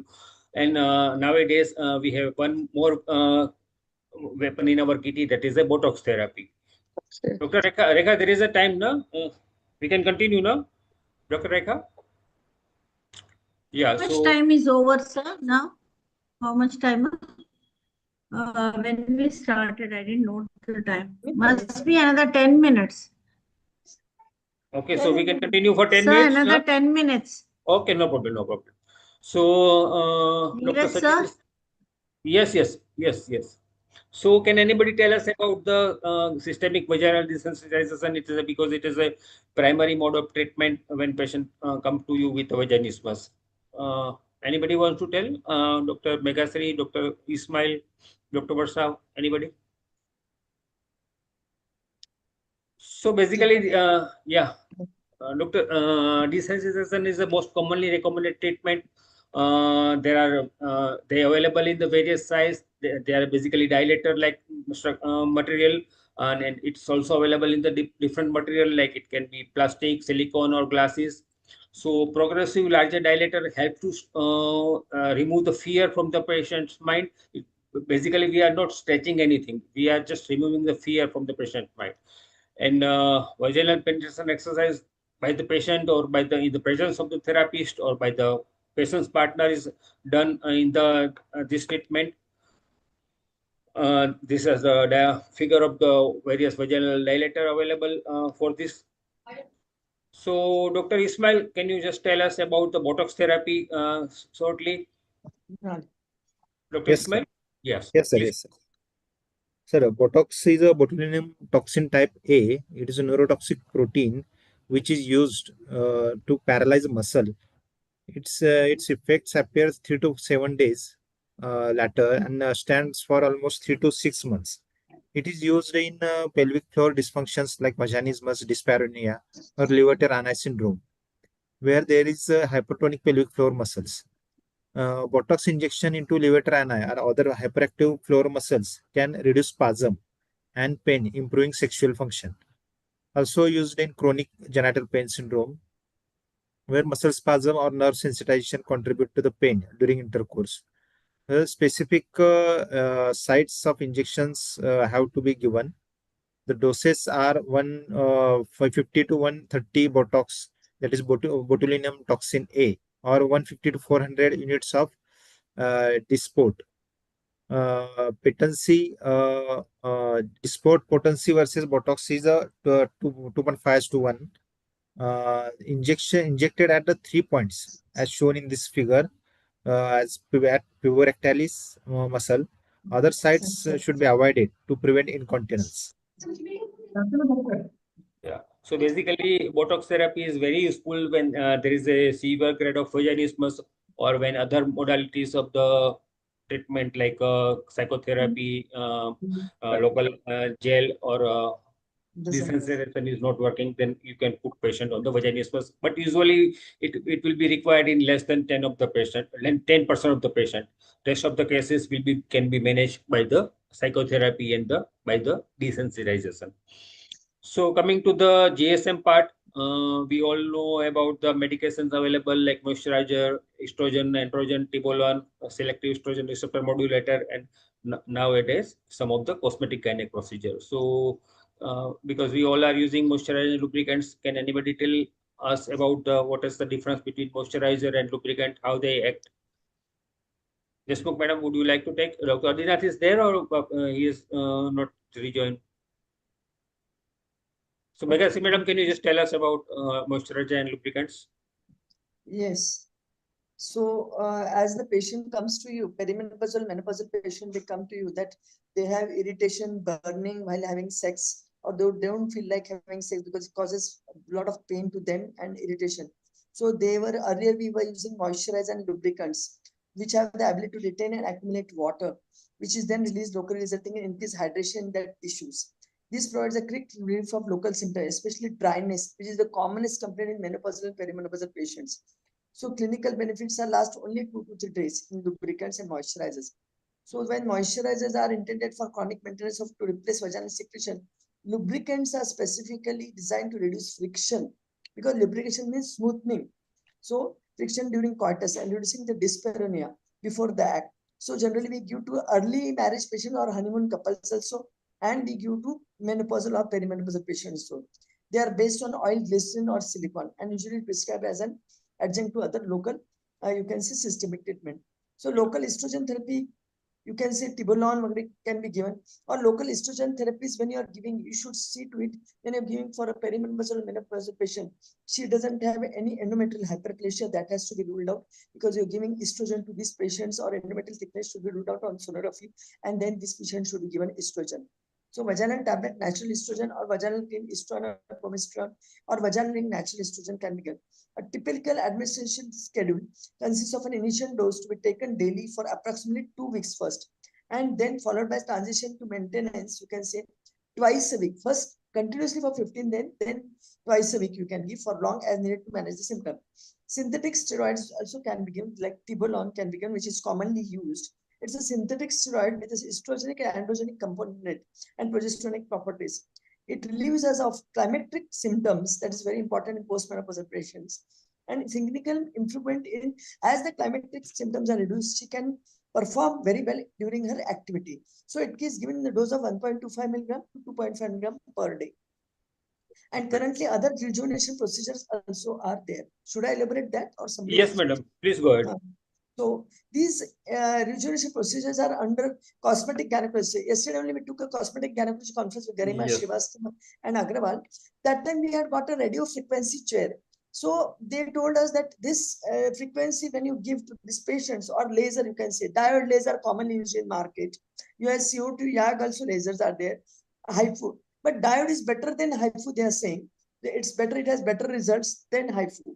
That is also used. Surgical, then labia minora, you can see reduction is there, clitoral hood reduction is there, because clitoris is prominent in some of the patients. So that can be a hindrance. And labia majora reduction also, augmentation which happens. Why we have to do? We have to do this in mainly means in menopausal patients also. Monsoplasty and colporrhaphy equally we have to do in this patient, because vagina gets, you can say, attrited, or you can say, as we say, atretic follicles are there. Similarly, the vagina gets, the size or the width of the vagina gets reduced. It doesn't become lax, but there is pain while doing having sex. So perinorrhaphy is also done for this patient. So minimally invasive are PRP are there. Then fillers like hyaluronic acid, Botox, as sir has already elaborated, and mesotherapy, carboxytherapy. But radio frequency, how much it has a role to play, I don't know. But it's quite easy. They say in male as well as female patients, if they sit on the chair and they take those radio frequency vibrations, they say it relieves the male patient also of the erectile and erectile dysfunction, they say. Similarly, for female, it relieves them of the vaginismus. Is it so, sir? I don't know about it. I have just read about it. Yeah. Basically, madam, all the energy-based device function is same. Like estrogen therapy we are giving, it will cause the proper collagen formations in the vaginal wall, and it will reverse the atrophic changes in the vaginal mucosa. Same is the with the energy-based device. It basically cause damage to the local tissue. Then there is a neovascularization as well as a new nerve formation. So yeah. So it's basically all the energy-based devices. The mechanism is always same, but they are have a different modalities. Like some have a laser, some have a ultrasound energy, some have a radio frequency energy. So it's ultimately same, but effectiveness is maybe different depending upon the situation, because some of the energy devices may be better in the SUI, some may be better in the when there is a vaginal laxity, and yeah, so that's how it goes. So let's not go in deep. Dr. Varsa, would you like to tell any experience about PRP if you are using not only in dyspareunia, but if you are using in infertility or anywhere else? Dr. Varsa, are you there? Yeah. Yeah. Over the last 20 years, PRP has used as an effective treatment for various indications. Yeah. PRP is enhanced with several growth factors and cytokines that are released in response to the cellular damage and stimulate the process of fibroblast collagen synthesis.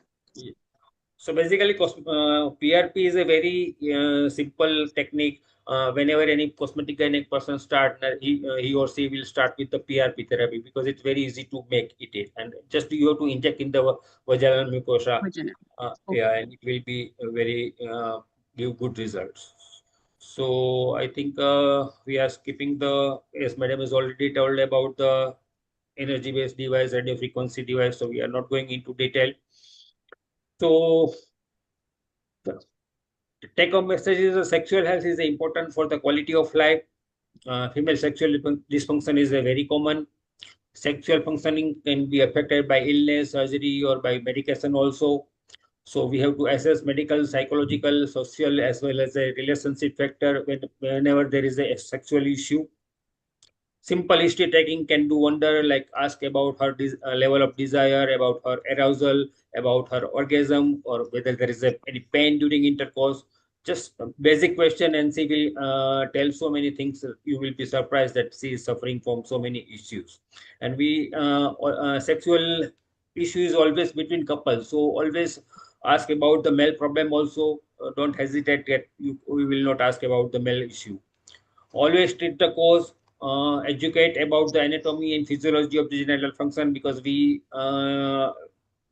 even we are not that much aware, or it is always been a topic of taboo to discuss about this issue. Even in the family, it is not given any information about the anatomy or physiology from mother to daughter, or from father to son. So we should take up this lead, and we should try to provide all the information to the patient whenever they can come, whether she can come in adolescent, young patient, or menopausal. Just try to give them some information related to sexual issues. And we should always try to remove myths and misconception, because it's very easy nowadays with so much internet and WhatsApp. There will be so many wrong information in the patient's mind. So always try to solve the issue with removing myths and misconception, and always treat the couple. That is a primary thing about the sexual problem. So thank you for your presenting, all the panelists. You have a great input. So thank you for joining in this interactive panel. Thank you, sir. Yeah. Thank you, All the sir. best. Thank Yes, you. Dr. All the best, madam. All the best. Thank you, sir. Thank you, Dr. Neeraj Jadhav, sir, for your very valuable and the unspoken topic with the interactive session. All the panelists, they took interest, and they have they have interacted very nicely. And this is the last, but the last one, that is the Thanksgiving program, Thanksgiving the event.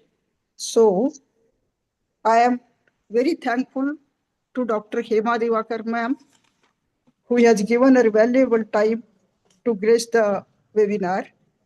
Also, I am thankful to Dr. Mandankini Meg. These people, their time is very valuable, but still they agreed for the webinar, and they, hello, hello. Yes, madam, we can hear. Yeah, Go ahead. yeah. So they graced our webinar, Dr. Preeti Kumar, Dr. Pratik Tambe, Dr. Alka Kute, Dr. Surekha Taide, Dr. Vaishali Chaudhary, all these people, I'm very, very thankful to them. My co-convener, Dr. Rekha Rajendra Kumar, and the esteemed speaker of today, Dr. Lakshmi Srikhande. The topic was really, really very interesting also, and updated topic. It's very useful for the each and every obstetrician of today. I'm very, very thankful to Dr. Neeraj Jadhav sir for his very interactive session on the, you may say, very difficult topic, because the people, the woman, usually they won't come up with their problems, and even they will be very hesitant to talk about this. So today was the explorative session, and I am really thankful to Dr. Meghasri Kahalikar madam, Dr. Varsha Deshmukh, hello madam, and Dr. Sachin, hello, Dr. Sachin Pawar, Dr. Mulla sir, Dr. Adinath Rajguru sir, all of you really have given your valuable time and graced our webinar. This is the border webinar, the Maharashtra and Karnataka. These two states are always friends, and let us celebrate this today. I request all of you to support, and Dr. Rekha, we do consider. Please don't forget us, and please support us.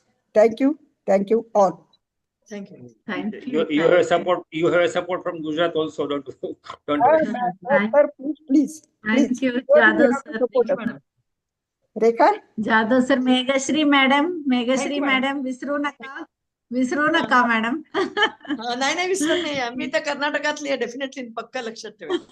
माझी degrees Karnataka आणि B are देसाईंची student आहे मी, आणि त्याच्यामुळे मी definitely येणार. That is the new आणि सगळं angle. Vaishali madam ಪಕ್ಕ ಪಕ್ಕ ನೀವು ಸ್ವಲ್ಪ ಬರಂಗಿಲ್ಲ. Yes, thank you. ಬಹಳ ಬರಂಗಿಲ್ಲ.